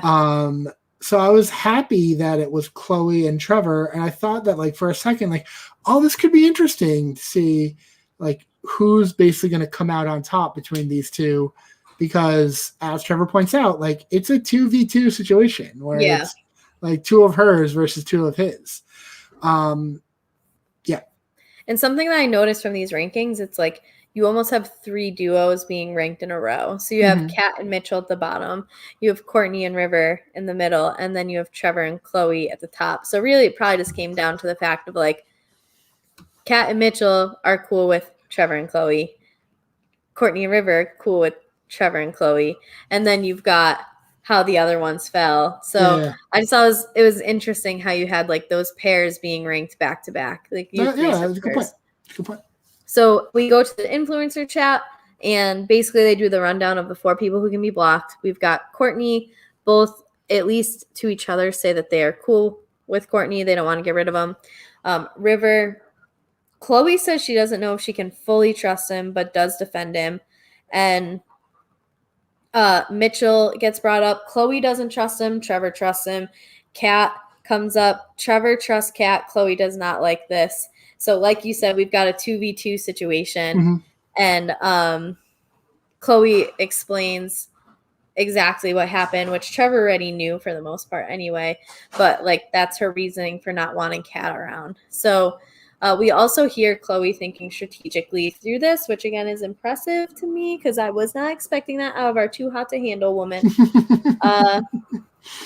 But we get the blocking, and just before they tell us who is actually blocked, the episode ends. Yeah, because of course you're a circle, and everyone knows. Like you're not hiding anything. Like anyone watching this is like Kat's about to be blocked. And the other thing, circle. Wagging my finger at you, shame, shame, shame. Anyone that watched the preview from the week previous, like, knows that Kat's gone, because you have Trevor having a conversation with Mitchell in the preview about here's our 3-part plan to break up Courtney and River. And I'm like, oh, well, okay. Well, I guess who's going? Yeah. I mean, if you choose to make that a cliffhanger for you because you decide to pause the episodes there, that's your choice. Like cliffhangers when it's just like click. It's who's stopping besides like Karen to record a podcast? Like who's stopping there? Yeah, I have no idea. And quite frankly, like I think it slows the season down because they're like dragging things out to make it hit this like 50-ish minute mark, and then to start like. I do think that, like you said, we could have really condensed these 3 episodes. Yeah. So we got the UK season did it too. A lot of times, where like how many episodes ended with the player we decided to block is, and like. But for them, it's like it's on the next day. Yeah, like there's a legit cliffhanger. It's not 30 seconds later. It's a full 23 hours later. Click the next episode in 5, 4, 3, 2, 1. Yeah. So. I'm not big on how they like keep trying to do that like it's an actual TV show, and they're not. I can understand the cliffhanger from week to week. Sure. If you want to cliffhang me from episode 4 to episode 5 and episode 8 to episode 9, great. Fine. Ow, Nitro. Sorry, he just like nibbled me so hard. Oh, no. Don't look at me like, why are you acting that way, you little jerk? So Kat ends up being blocked, and yeah. I really liked the fact that she went to see Delisa because I thought it was a really like fun like reunion between the two of them, and they were like really excited to see each other, and like Kat came like ready to spill everything she had. Would there have been someone that you would have preferred Kat to see instead of Delisa? No, Nope, that was perfect. That was absolutely perfect. Yeah. I'm glad it wasn't like I'm glad it wasn't a Courtney thing because like I'm almost nervous that like Kat and Courtney could have turned into like Gemma and Manrika. Yeah, but Courtney wins. I mean, Kat wins that fight 10 times out of 10. So yes. I would have been here. But no, this was really good. This was like it was fun to see like Delisa get to like be a girl with another girl, you know what I mean? And and they just had felt so warmly towards I thought it was a great visit. I really like when they choose to go visit someone that they can pass on worthwhile information to. Yep. And like we said, besides Kat going to the wrong people with wrong speculation, otherwise, like she had a lock on basically everything going on. Yeah, she was like, Courtney's the Joker. Like, you need to get to Mitchell, and like we need to try to break those two up.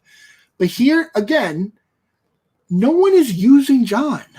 Like, no one on that side is using John the way that they should. Where like they need to like try to bring him to their side, but instead of like, I understand why they went the Chloe route because of Courtney, like, you know, talking shit as the Joker. Like, I understand, like, oh, like that's something we can manipulate in her, but I feel like your first message has to be to John instead, where like, let's try to make this a 3-3, and if we make it a 4-2, that's great, but like a 3-3 would be great too. Yeah. I do agree that John is being underutilized in all of this strategizing. There was something I was going to say about the Kat Trevor visit, but whatever, it's gone. So anyway, that was fun. I really enjoyed it, and I'm glad that like even Trevor, Delisa, like getting to just have human interaction as well with like someone worthwhile. I think that this could be a good bump for her going into the finals. So the next morning we get Kat's video, and Kat comes out swinging like we expected her to at a girl. So she says like once the messy queens got the tea, that like it was all over for her, and two-headed snake. The two-headed snake, and that Chloe like not understanding what a two-headed snake. No, but here's no. All right, so she never says two-headed snake. She said like some people have two heads. Oh, like, something like that. Yeah. And Chloe's like here taking it literally. Yeah. Like, what kind of circus act deformity is going on?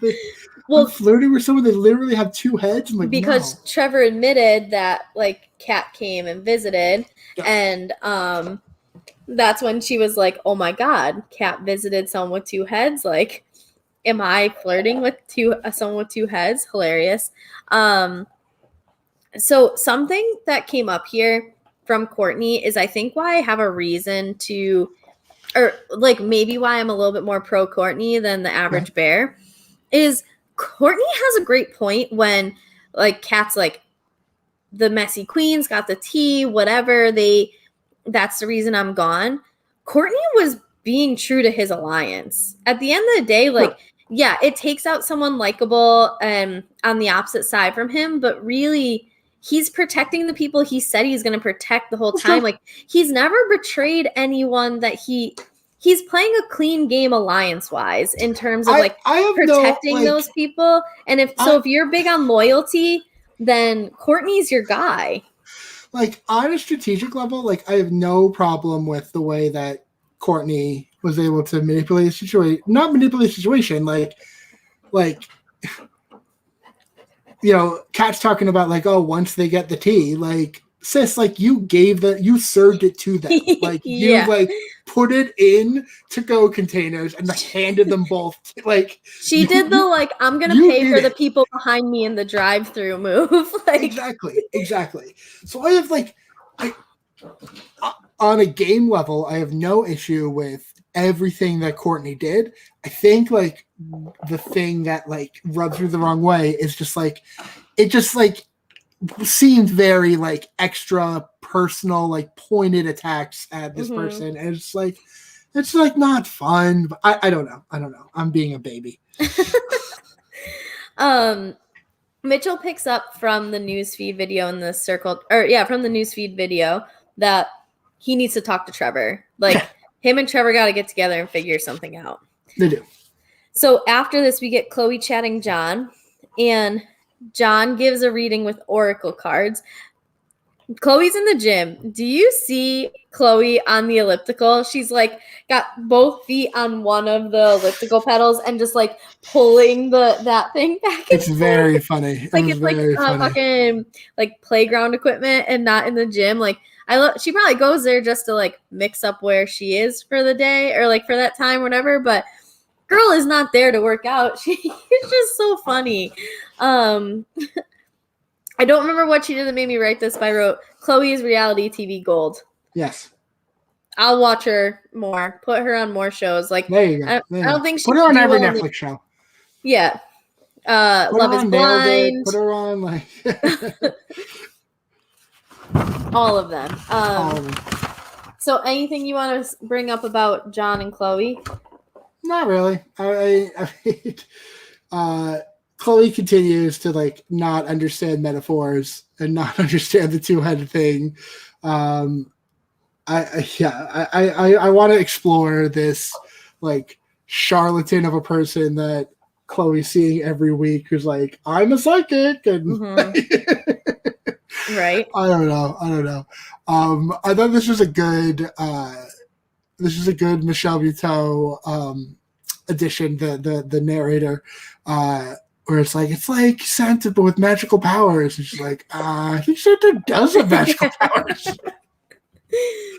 Yeah, she's had some lines this season that like are the biggest laughing point for me of the episode. I don't know if it was it in this set or is in the it was in the previous set. The chicken one? No.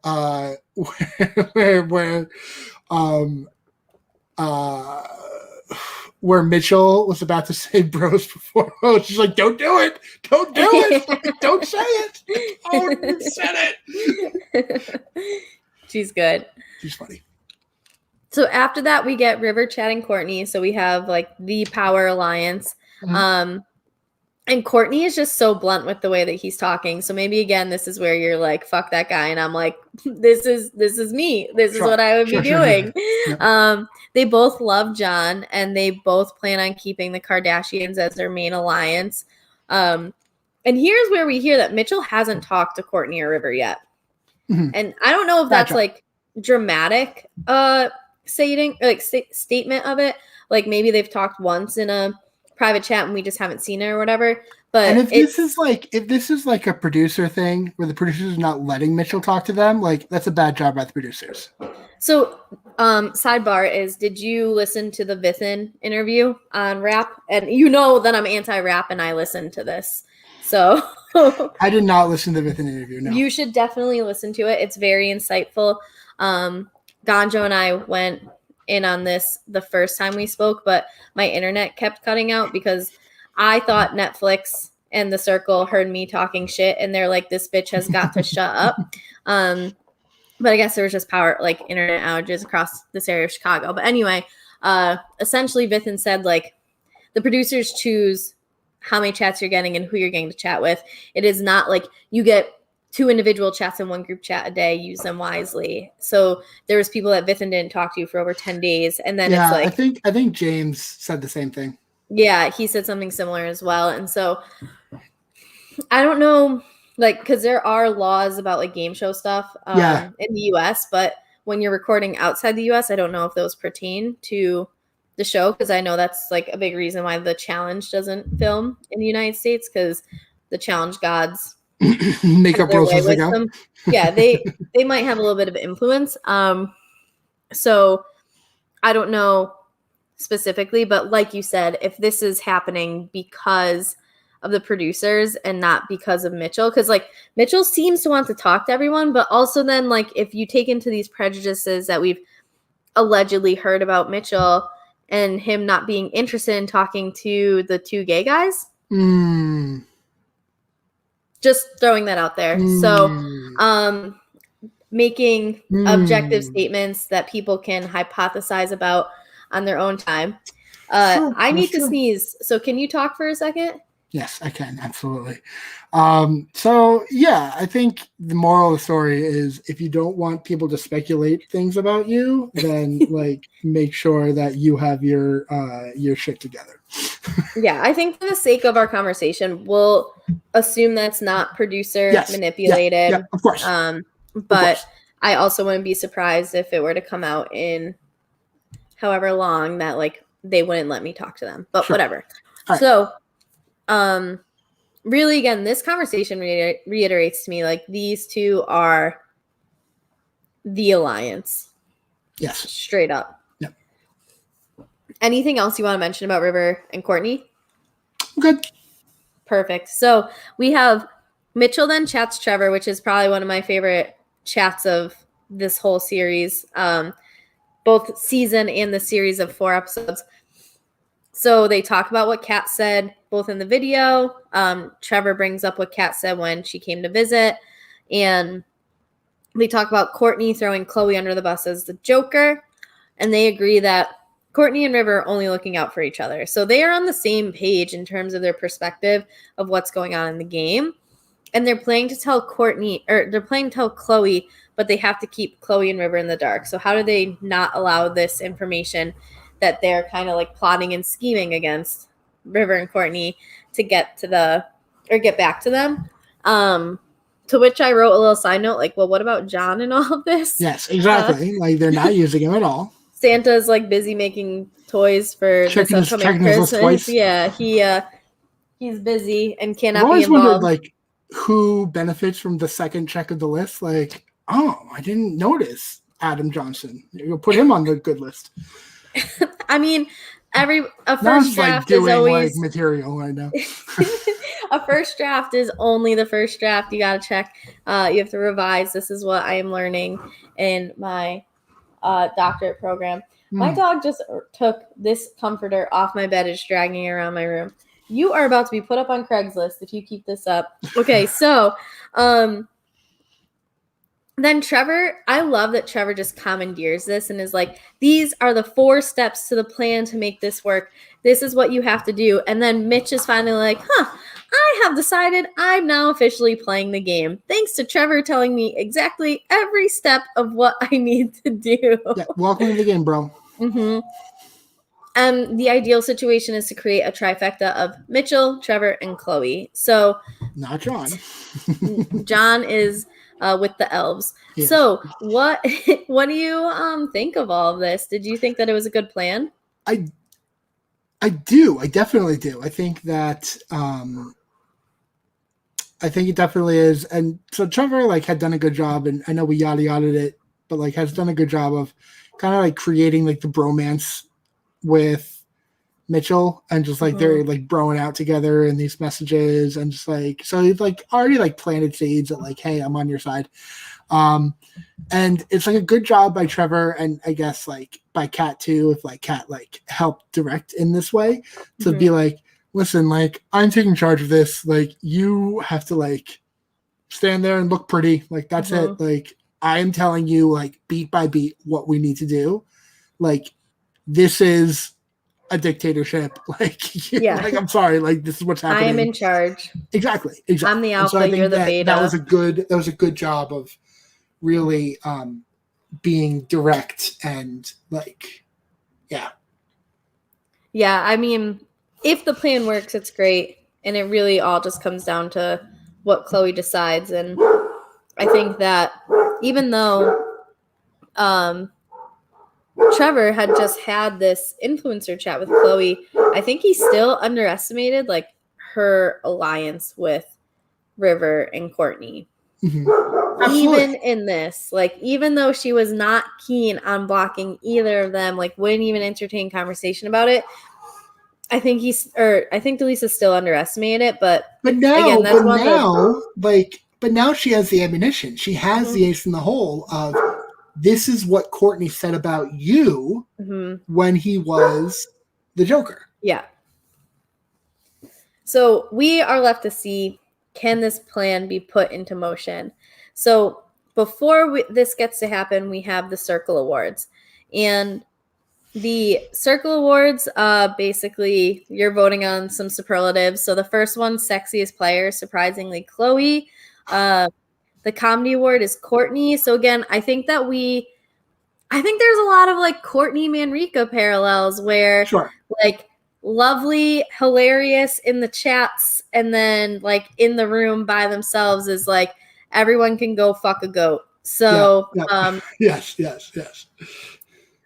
Best performance is Mitchell, and Mitchell was not 100% sure what they meant by that. So butthurt about these awards. Like, just like take it easy, buddy. Like, you knew you were on the bottom. Do you not know he was on the bottom? Is that the thing? Like, do you look at the last rankings? I don't think Mitchell knows he's a bottom. Like, put 101 together, brother. Make two. Right.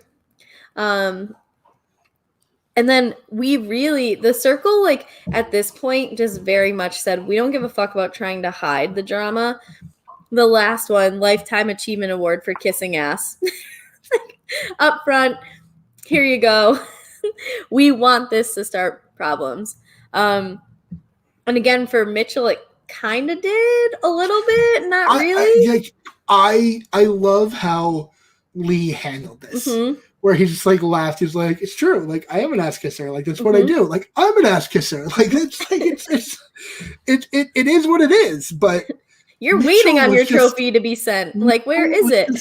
So like singing the blues about it. And it's like, I find this very interesting because I'm the only real one here. And I'm like, oh my God, you're not doing this right now. Like I'm the only real. I'm like, y'all are a bunch of phonies and I'm real. Like, will never play for me. Like, it will always just like make me like roll my eyes, be like, I don't care about you at all now.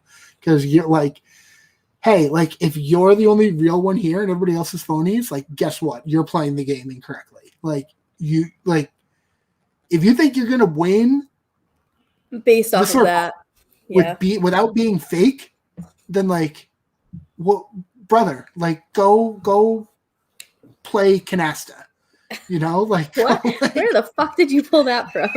Of all games. Canasta's like the go-to of like, we're not playing Canasta over here. What? Where are you going to with that as your reference? Am I showing my age right now? You're showing something. I'm not sure what, but no, like this, like, buddy, like, I don't know. Just he was so like butthurt about this. I was like, move on, man. Like, make a joke of yourself, like laugh about it to the chat. Like, if you want to like sing the blues and like throw a pity party for yourself in the confessionals, like, you know, fine. You're not going to make any fans, but like, I don't know, like, just in the chat, be like, LOL, like, guess I'm kissing ass. Yeah. What else? I agree with like, you. But he just was so like, I never use this expression. I hate this expression, but I'm going to use it. He felt some kind of way, some type of way. I can't believe I just used that expression. I hate that's it your so expression much. that you don't like. I have plenty of them. Oh I will never use the word stan. I hate it.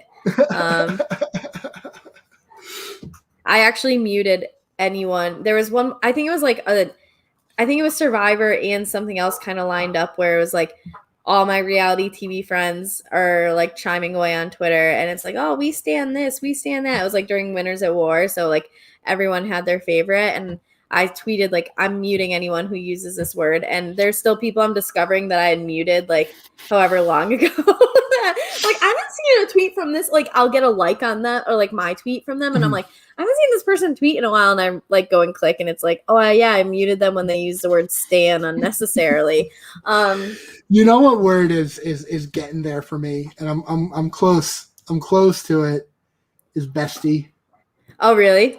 I'm close to like being done with bestie. Yeah. I think that it gets overused. I literally only use it with one person and one person only, and it's Ganjo. He's my Twitter bestie. And so hey, how can you not? Otherwise, like that's it. Such a quick backpedal. I'm such a phony. I mean, you can hate it. I hate words that people use, and I just openly tell them. I don't like. You can have your opinions. It's fine. I sparingly use bestie. Mm-hmm. Yeah, I just use it with one person.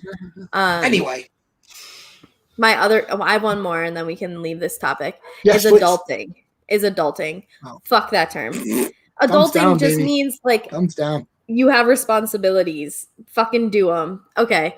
So anyway, the after party, the only thing I wrote down about it is that Lisa and Jack are fun. I don't care what anyone says. So what they did, I don't remember, but I will ride that. They're like, I did not have high hopes for them, but they were like a pretty fun pair. So the only reason that I like now kind of they're a fun pair, but they weren't a fun pair like the pair in like the Celebrity UK, like the Rachel Riley pair, like where they were a fun pair, but they were also like good at the game and strategic. Yeah, and they were also like bros for however long. Yeah. But I do think that so sometimes. How do I want to phrase this? I think I understand Jack's sense of humor in a way because I think that it kind of mirrors mine in a way where sure. I think that I'm funnier in like rebuttal situations. You know what I mean? Like I'm not going to be the stand-up comic who's up there making people laugh, but I can roast the shit out of you on a rebuttal, and I have the quick wit, and I think that Jack is kind of similar. So the fact that he has like Lisa, who just basically like sets up stupid shit all the time for Jack to dunk on, I think like is making him seem a lot more likable than him just being like, oh, fucking bitch, blah, blah, blah, like how he kind of was like on his own. Yeah. So I think that that's why I'm like enjoying them more because I think we're getting Jack more in his like natural element of being funny, which is like being quippy and replying to people versus like having to carry it on his own. No, I agree. No, I'm with you. Yeah, he's more of the banter funny, not I'm going to carry this show. So anyway, Trevor chats River after this, and they are both just like kissing each other's ass. And they both say it, and they're both skeptical. Yeah, it's like, yeah, okay. So at least we did this. Yes. And then we get Mitchell chatting Chloe. And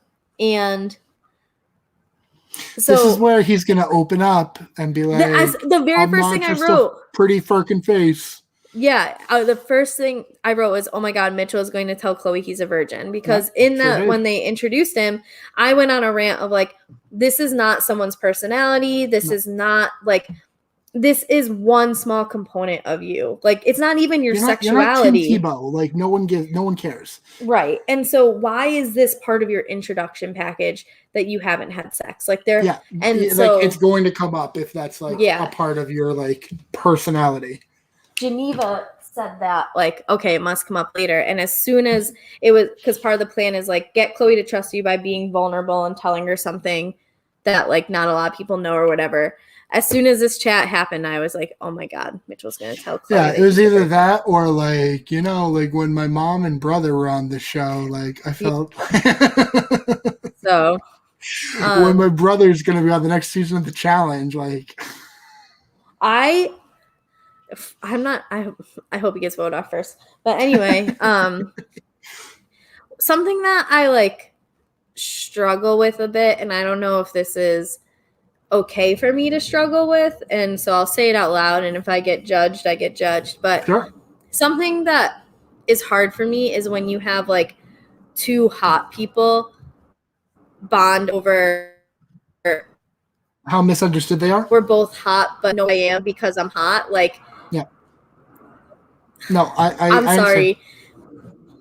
that doesn't do it for me. I understand. And but it does play to people. We're not saying that like attractive people don't have problems and don't have issues, like don't suffer from insecurities or anything like that. Like, no, like everyone does, and like we're not saying that it's not that, but it's just like I'm with you where it's just like when two people are like bonding over like we're so misunderstood and we're so much deeper than like everyone thinks we are, and it's just like, to me it's just like yawn. Like I don't know, it doesn't do it for me. And I also don't think that issue gets presented the same way if they're talking to like a 5 on the 1 to 10 scale. But when Mitchell with the nice ass and the pretty eyes is talking to the bombshell Chloe, like you can easily just be like, yeah, people think I'm this way because I'm hot, but really like there's this, versus if like he's talking to an average bear, you don't get to phrase it that way. And so I don't know, it annoys me in a way that like I think there's a lack of self-awareness. I completely think that you have had your struggles with whatever and however it's come up, and I'm not going to take that away from you, but I just like, I don't know, man. I'm struggling with your struggles right now. Sure. But they bond. Chloe's like, thank you so much for trusting me. She is shocked by this news, and Chloe leaves saying like, sorry, allergies, not COVID. Trevor is my circle boyfriend, and Mitchell is my circle brother. Now, it's a lot of lusting after your brother there. For a little while. It's like step brother, step sister, where like they don't share a parent. Or they share. I'm sure you have strong feelings about like not everyone is your brother, your sister, your uncle, your dad, your boyfriend, your girlfriend. It's like sometimes you're just like that dude. You know? Like, yeah, it's hard for me to like my neighbor. So on one of the UK ones, I was talking with Geneva. I think it was Geneva. If it wasn't Geneva, I apologize, whoever said it. But she was like, it's a very it's very common in minority cultures that like, okay, this person who like is at the family gathering but is not your family, that's my cousin. That's my uncle. Yeah. I have like my mom's best friend is my Aunt Pam. And so the only reason I like stay away from it is like, is this a cultural thing? But then like it's Chloe and Mitchell. Yeah, so anyway, like it's not like when it was Manrika with other people of like Asian descent that, okay, like I understand that more, but I also don't think that we each call, like you and I as white people in America being like, that's my brother, that's my sister. So yeah, and I'm a big old hypocrite because like, I think you've called me sis like 4 times. I call people brother like very quickly and very, but I'm me.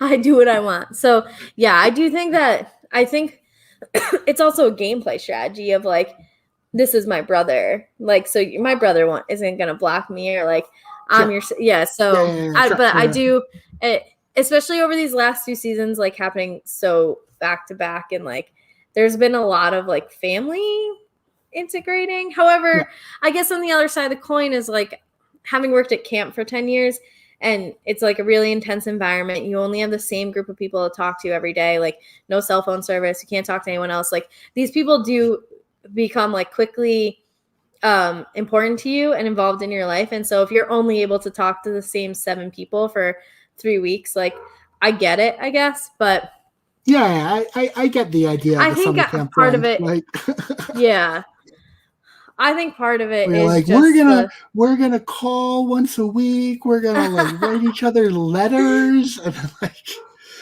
3 months later, you're like writing on their Facebook wall, like "Happy birthday." Yeah. Remember ping pong?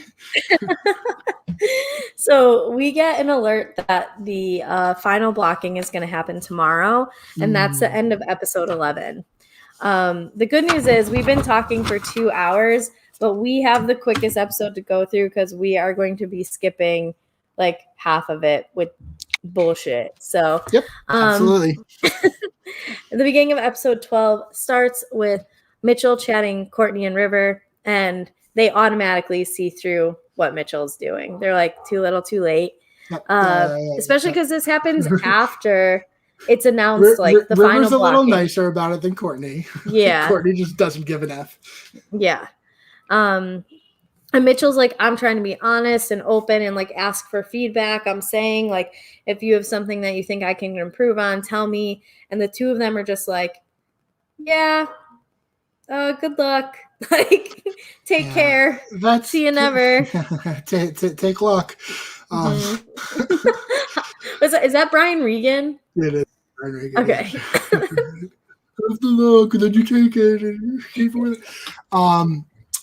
Yeah. Before you go on, while we're still on Brian Regan, I went and saw him in concert when I was in live in high school. And this is one of the best, like, I don't want to say jokes, but just things to think about that I've ever heard. He goes, if you second guess the time you've booked to spend at an Indian resort, are you making a reservation? And the whole audience just pauses and like has to think about it and then collectively laughs because like we all had to be like, oh yeah, I guess you are. He's like, I've never done that one before, but I've been thinking about it, so I just figured I'd throw it out there. So in conclusion, that's one of my favorite things I'd heard out loud. Sorry, right, go on. I can tell quickly my favorite one-liner that I didn't even see this in person, but like on TV, it was Norm Macdonald, and just like a joke that like is just so perfect.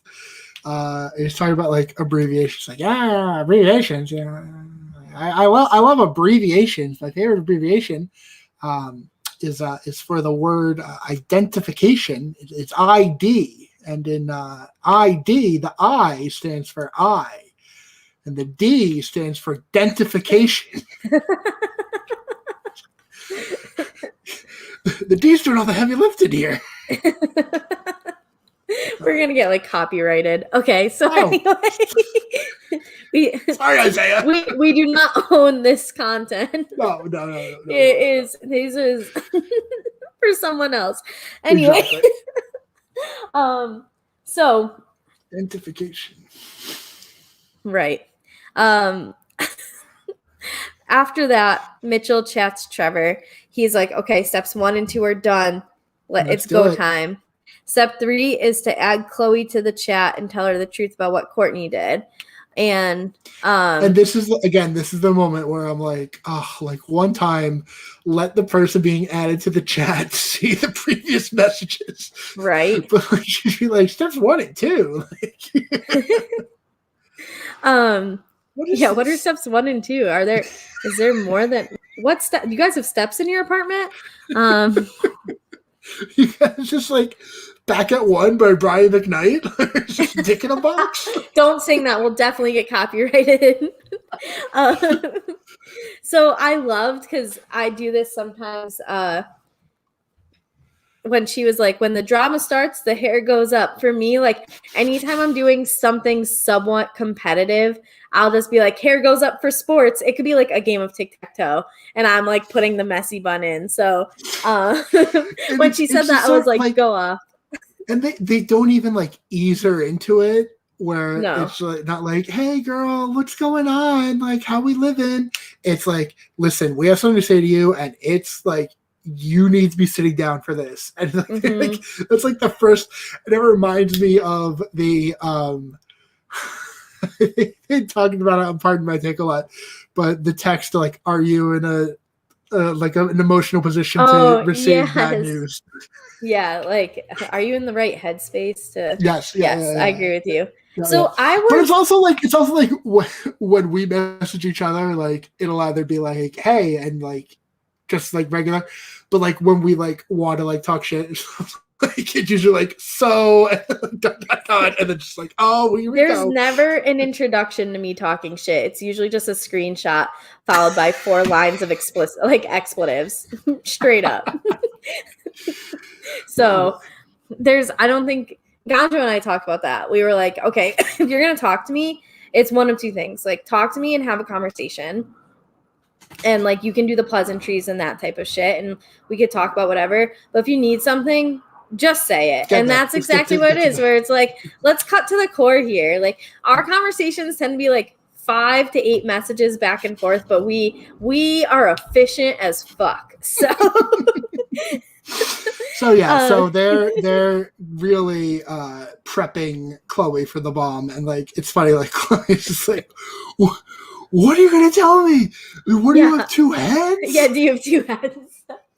I do think that Mitchell does a great job soundly explaining, Courtney being the Joker and Trevor backing it up and like giving her the information she needs to make a decision of do you trust them? And again, they just don't realize that like River and Courtney did it first.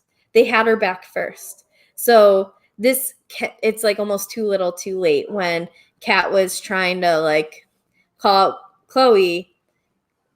River and Courtney were the ones that had her back. So it's like, it's unfortunate because I do think if you were to like rank who's having their back more, I actually think that Trevor and Mitchell are doing the like the bigger deed here than Courtney and River did.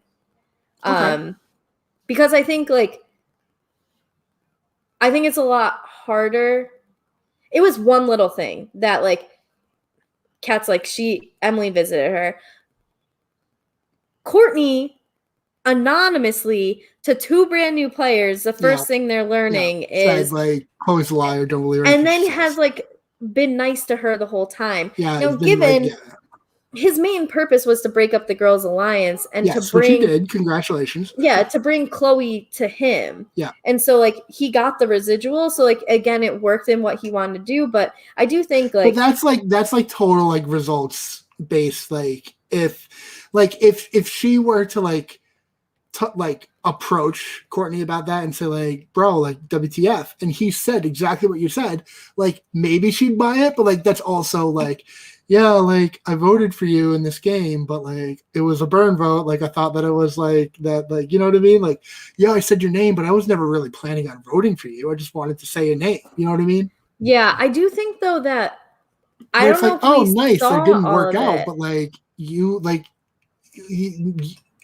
congrats, you have so much control that like you could control this, but like what if you couldn't? And like I'm out because of you. Right.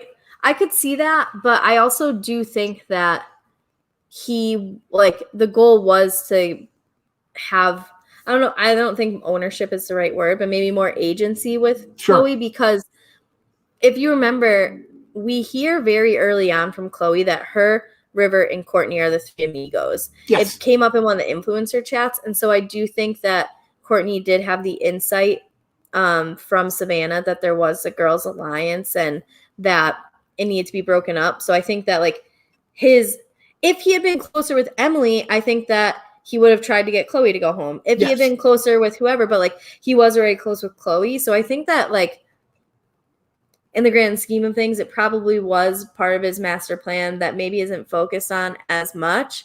But I do think that Trevor and Mitchell are doing the bigger favor for Chloe and like having her back than what Courtney and River did. Yeah, and even just by saying and like adding the like what Courtney did as a Joker thing is like is like big.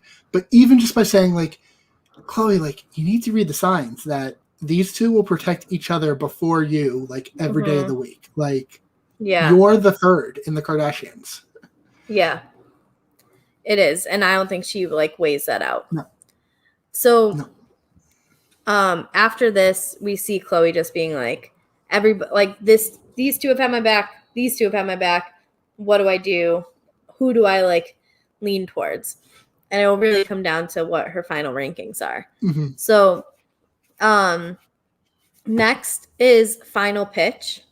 and everyone says why like what they'll do with the money.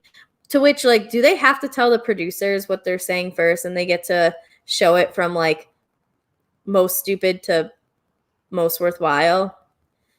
Can I talk about my email that I checked during this segment? Is that okay? Okay, so we'll keep going. In conclusion, they each had something to say. Yes. No, but I will say the one important thing here is that Mitchell's plea, while being genuine and like completely like true, like does raise something in Chloe where Chloe is like, I don't know if I believe him. Yeah. And Courtney's plea like makes Chloe say like, oh, I definitely believe Courtney. Like, I believe that Courtney is a genuine, solid person, would not do that to me. Mm-hmm. So like, it does have an impact. It was just boring as sin. Sorry. Yeah. After this, we get Delisha banging on pots and pans, and I would just like to take this opportunity to insult Josh on the challenge that this is the only banging of pots and pans that we support. Anyway. If I were Josh Martinez, and you know, I thank God every day that I am not. But if I were Josh Martinez and pray, the episode after like him and Devin got into the fight, where like Devin was just like screaming like, Josh, what's 9 times 8? What's 9 times 8? The next day, I'm sending one tweet out, and that tweet is 72. And that's it. Like, not responding to anything else. I'm just like tweeting the number 72. His shit gets blown up so bad if that happens. Like, dude, you had 4 fucking months to figure that out. And I have more self-awareness than Josh. Fuck that guy. I hate that he keeps getting brought back. He's so annoying. I'm a lot funnier than Josh. Anyway. So, next we have the ratings, and they like show it from 5th to 1st. So I can give you the rundown of what we had here. Sure. And so Courtney puts Mitchell in 5th. Mitchell puts Courtney in 5th. So we have a perfect match.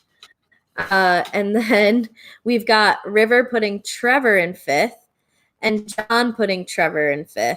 So Trevor's got 2 5th place votes in this. We get Mitchell putting River in 4th, Chloe putting Mitchell in 3rd, John putting Courtney in 2nd. We get Trevor putting Mitchell in 2nd, Mitchell putting Trevor in 1st, Trevor putting Chloe 1st, River putting John 1st, John putting River 1st. So we have another perfect match, except on the opposite end. Yes. But Courtney also puts John 1st, which I had mentioned earlier that like John gets 2 first place votes in this, and it's from the 2 most strategic players. I don't know. Trevor is pretty strategic too. 2 of the most strategic players in the game. So again, that's why I'm kind of like, I think it might be some foreshadowing that John sneaks in with a win because he's getting ranked high, both like emotional connection, personal connection wise, but there's definitely some strategy behind that too. And then Chloe puts River. They don't have like the newbie alliance like there was in UK season 3, where like there was no way Father Tom was getting anything but 6 because like, the OGs were all like making sure that he was 6th in all of their ratings. Mm-hmm. Yeah. So, I do think that whatever. Yeah, like there's a chance. But anyway, those are the ratings. Anything you want to say? I almost feel like based on what we saw, John may have been 2nd. I was going to say, John was probably very close to being the super influencer. And could you imagine who would have won? Dude, I wish he would have gotten super influencer because imagine whoever's facial expression is that Jack and Lisa show up at your door to block you.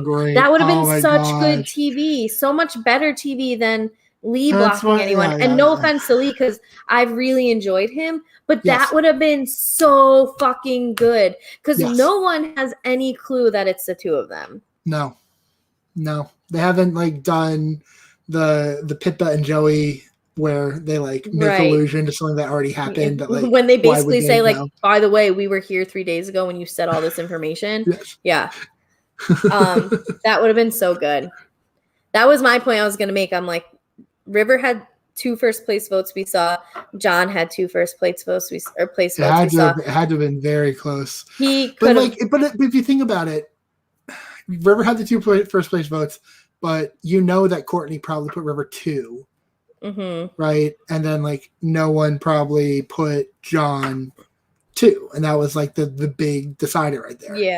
Yeah. So anyway, we get the alert that there are messages from home.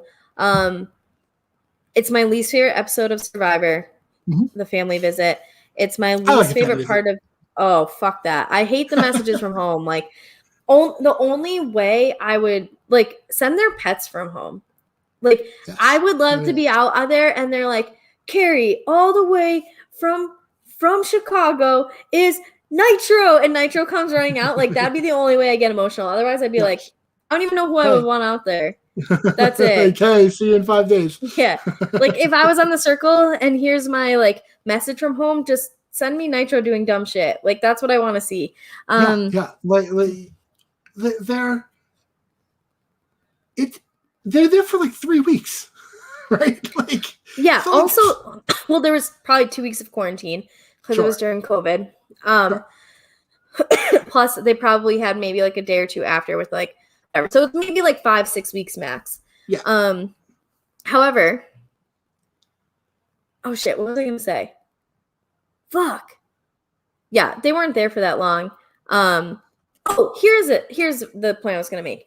Is that at least on Survivor, when you get like the family visit, it's used as like that reminder, that motivator, that like you're not playing for your alliance member, you're playing for you, and there's people outside of this very intense bubble.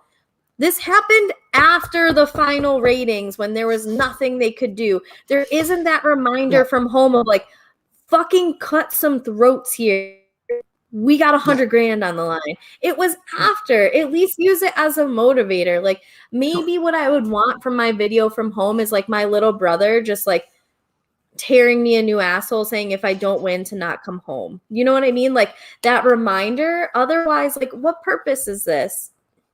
So when you're taking notes for the podcast, is it the most that you're writing the word Trevor and like not referencing your father?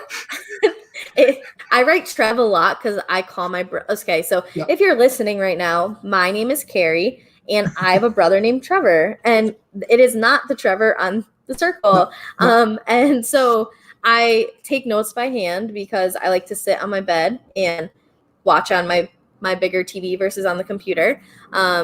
And it's like a break from being on the computer all day because like we're doing remote teaching. I'm on my and like my doctor, I'm on my computer all the time. So it's a nice little break. Plus I like my handwriting. So I'm constantly writing Trev, and it's just like, this isn't my brother. It's just weird. It's very weird. Yes.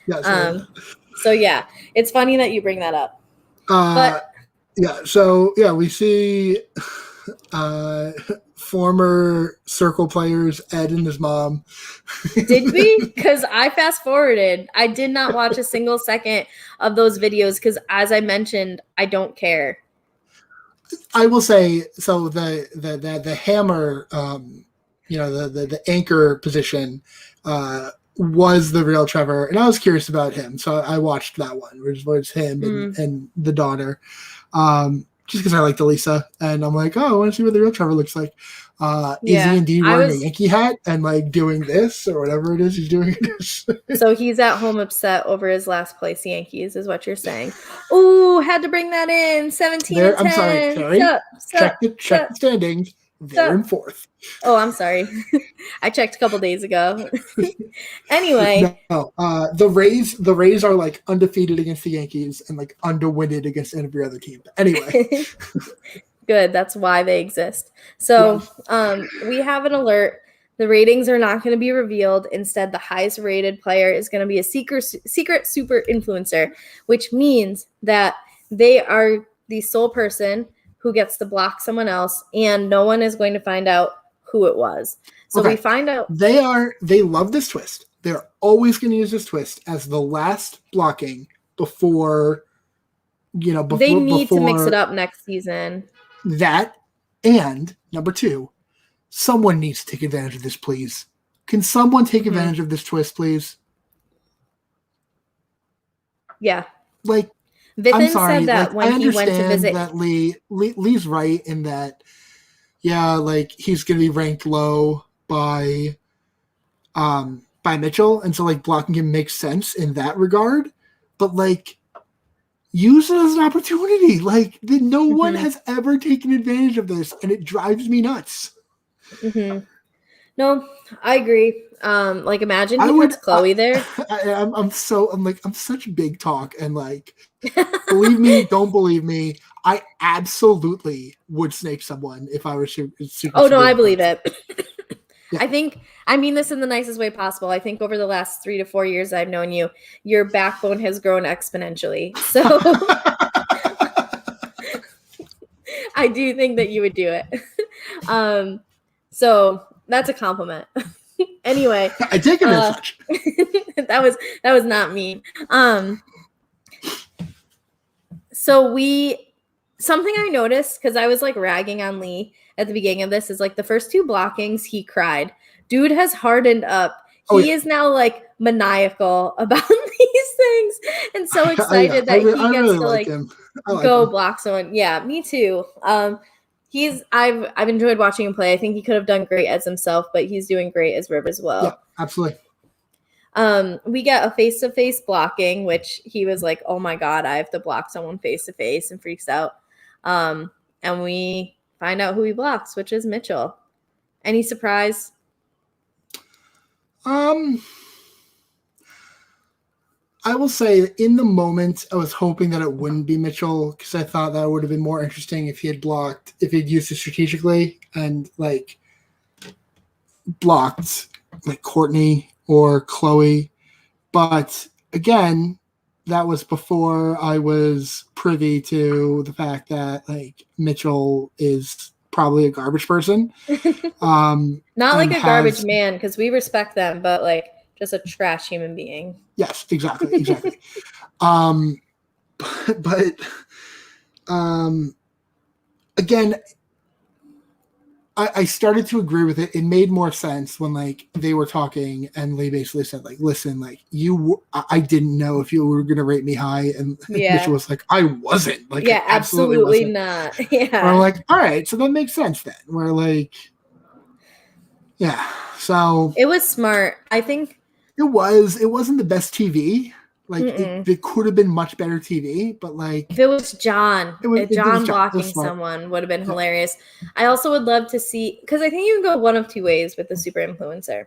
You can decide to either one, do something like Lee did, which is take out a low number, like take out that vote that's going to be 4 out of 4 for you, versus what he could have done is take out the person who's most likely to win. Like, and I think if he takes out Chloe. Instead of taking out who is going to rank you 4 out of 4, you take out the person that person's going to rank 1 out of 4. Yeah, or who's going to just get the most ones, potentially. Yeah. But again, that's also so hard to predict versus that's harder to predict versus knowing who you are and are not close with. You know how that's going. So I think it is smarter to knock out the low number, because again, anything can go anyway in that final 5. But you're right that it could have been way better TV. I wanted, because how funny would it have been if like Lisa walks in and it's just like, hey, Courtney, bye. Like, I would have died. Oh, it would have been so good. And then you have Jack in the background doing like the dance for it. Yeah, it would have been awesome. It would have been great. And so I was just thinking, like, is this good for River that at this stage of the game he is a super influencer? And at first blush, I'm like, no, it's not good, because I'm like thinking of the fact that Andy was, and like Andy wasn't close to winning in the end. But then like I stop and I think about it. Joey was the secret super influencer. Was he? Season 1, yes, because he blocked what's her name? The plus size model. What's her name? Oh, I've forgotten almost everything from season one except Sammy. Yeah. So he was a super influencer, and then he got it again to win the game. But that was a situation where, like, I don't know if he said he was. I don't know. So yeah, we have a final five. Mm-hmm. And that is where the episode ends. So we can genuinely ask, who do you want to win and who do you think will win? Because we have our final five here. I want Trevor / Jaleesa to win. Mm-hmm. And I think that River will win. So I want Trevor to win. I think Chloe's going to win. Okay.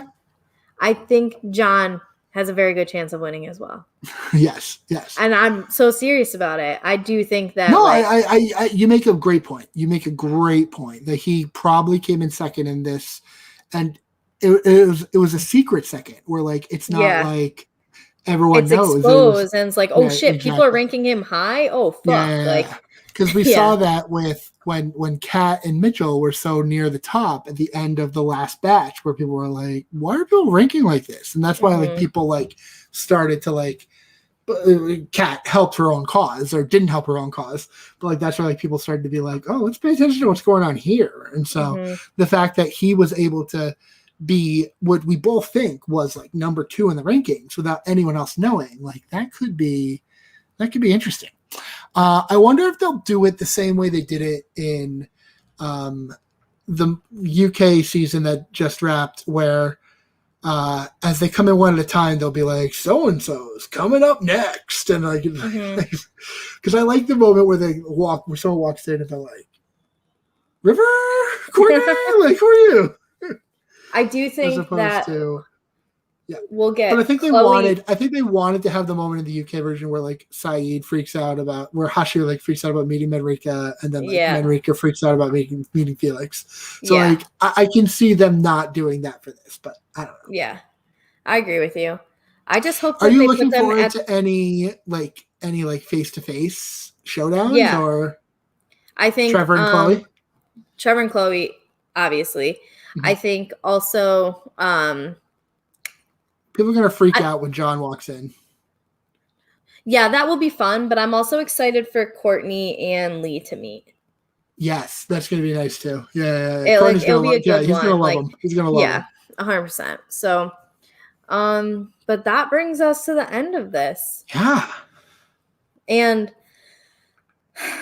sorry, I can't breathe. So before we get going, first of all, thank you for coming back and doing this again. As always, you are welcome here. And where can people follow you? You guys can follow me on Twitter. I'm at MJCSZN or SZN for any of you non-Americans out there who pronounce the Z as a Z, by all means. I have, I think, 5 episodes left of pilot season. I was just about to ask, like, how many? Taping one next week with Kalish. We're talking about Boardwalk Empire, but no, I have a lot of fun ones coming up. I'm talking to Grace. I'm talking to Jenny. I have a retrospective of the podcast with Phil lined up. Yeah, it's going to be a lot of fun. So some heavy hitters for the final 5. Cool. Well, that sounds like it's going to be good. I'm excited to listen to them. I like, the reason I watch the TV show A Million Little Things is because of your podcast. I listen to that and like, no, I'm behind a few episodes, but I do watch it, and that's because of your podcast. There you go. So you can follow me at KGD26, where I am tweeting about how much I love CT and hate Fessy, how I need better hair ties, and overall just like making fun of people in general, including myself. That's the thing. I am an equal opportunity bully. I bully other people as much as I bully me. And so I think that's why I'm allowed to bully others. I don't even bully people. I just like make fun of them. I'm not bullying anyone. Roast them. Yeah, I am a genuine, like, I missed my opportunity with roast battle. I do think I would have been great at that. but I am an equal opportunity roaster. I make fun of myself as much as I do everybody else. So catch me there, also on Instagram. You can also find me talking about the Challenge All-Stars on Friday nights, usually. This last episode was so much fun to watch, to cover. We have a good group that does it. So follow us on Silent Podcasts to listen to anything like Total Drama Island. I always try to say that one first, but we've got The Circle, we've had Temptation Island, we've got The Challenge, we've got anime, we have a bunch of nerdy shit. So if you have DComs with Ganjo. Oh yeah, I talked for this long about Brink. Ganjo and I powered through some podcasts on Tuesday. We did the second half of The Circle, and then we talked about Brink.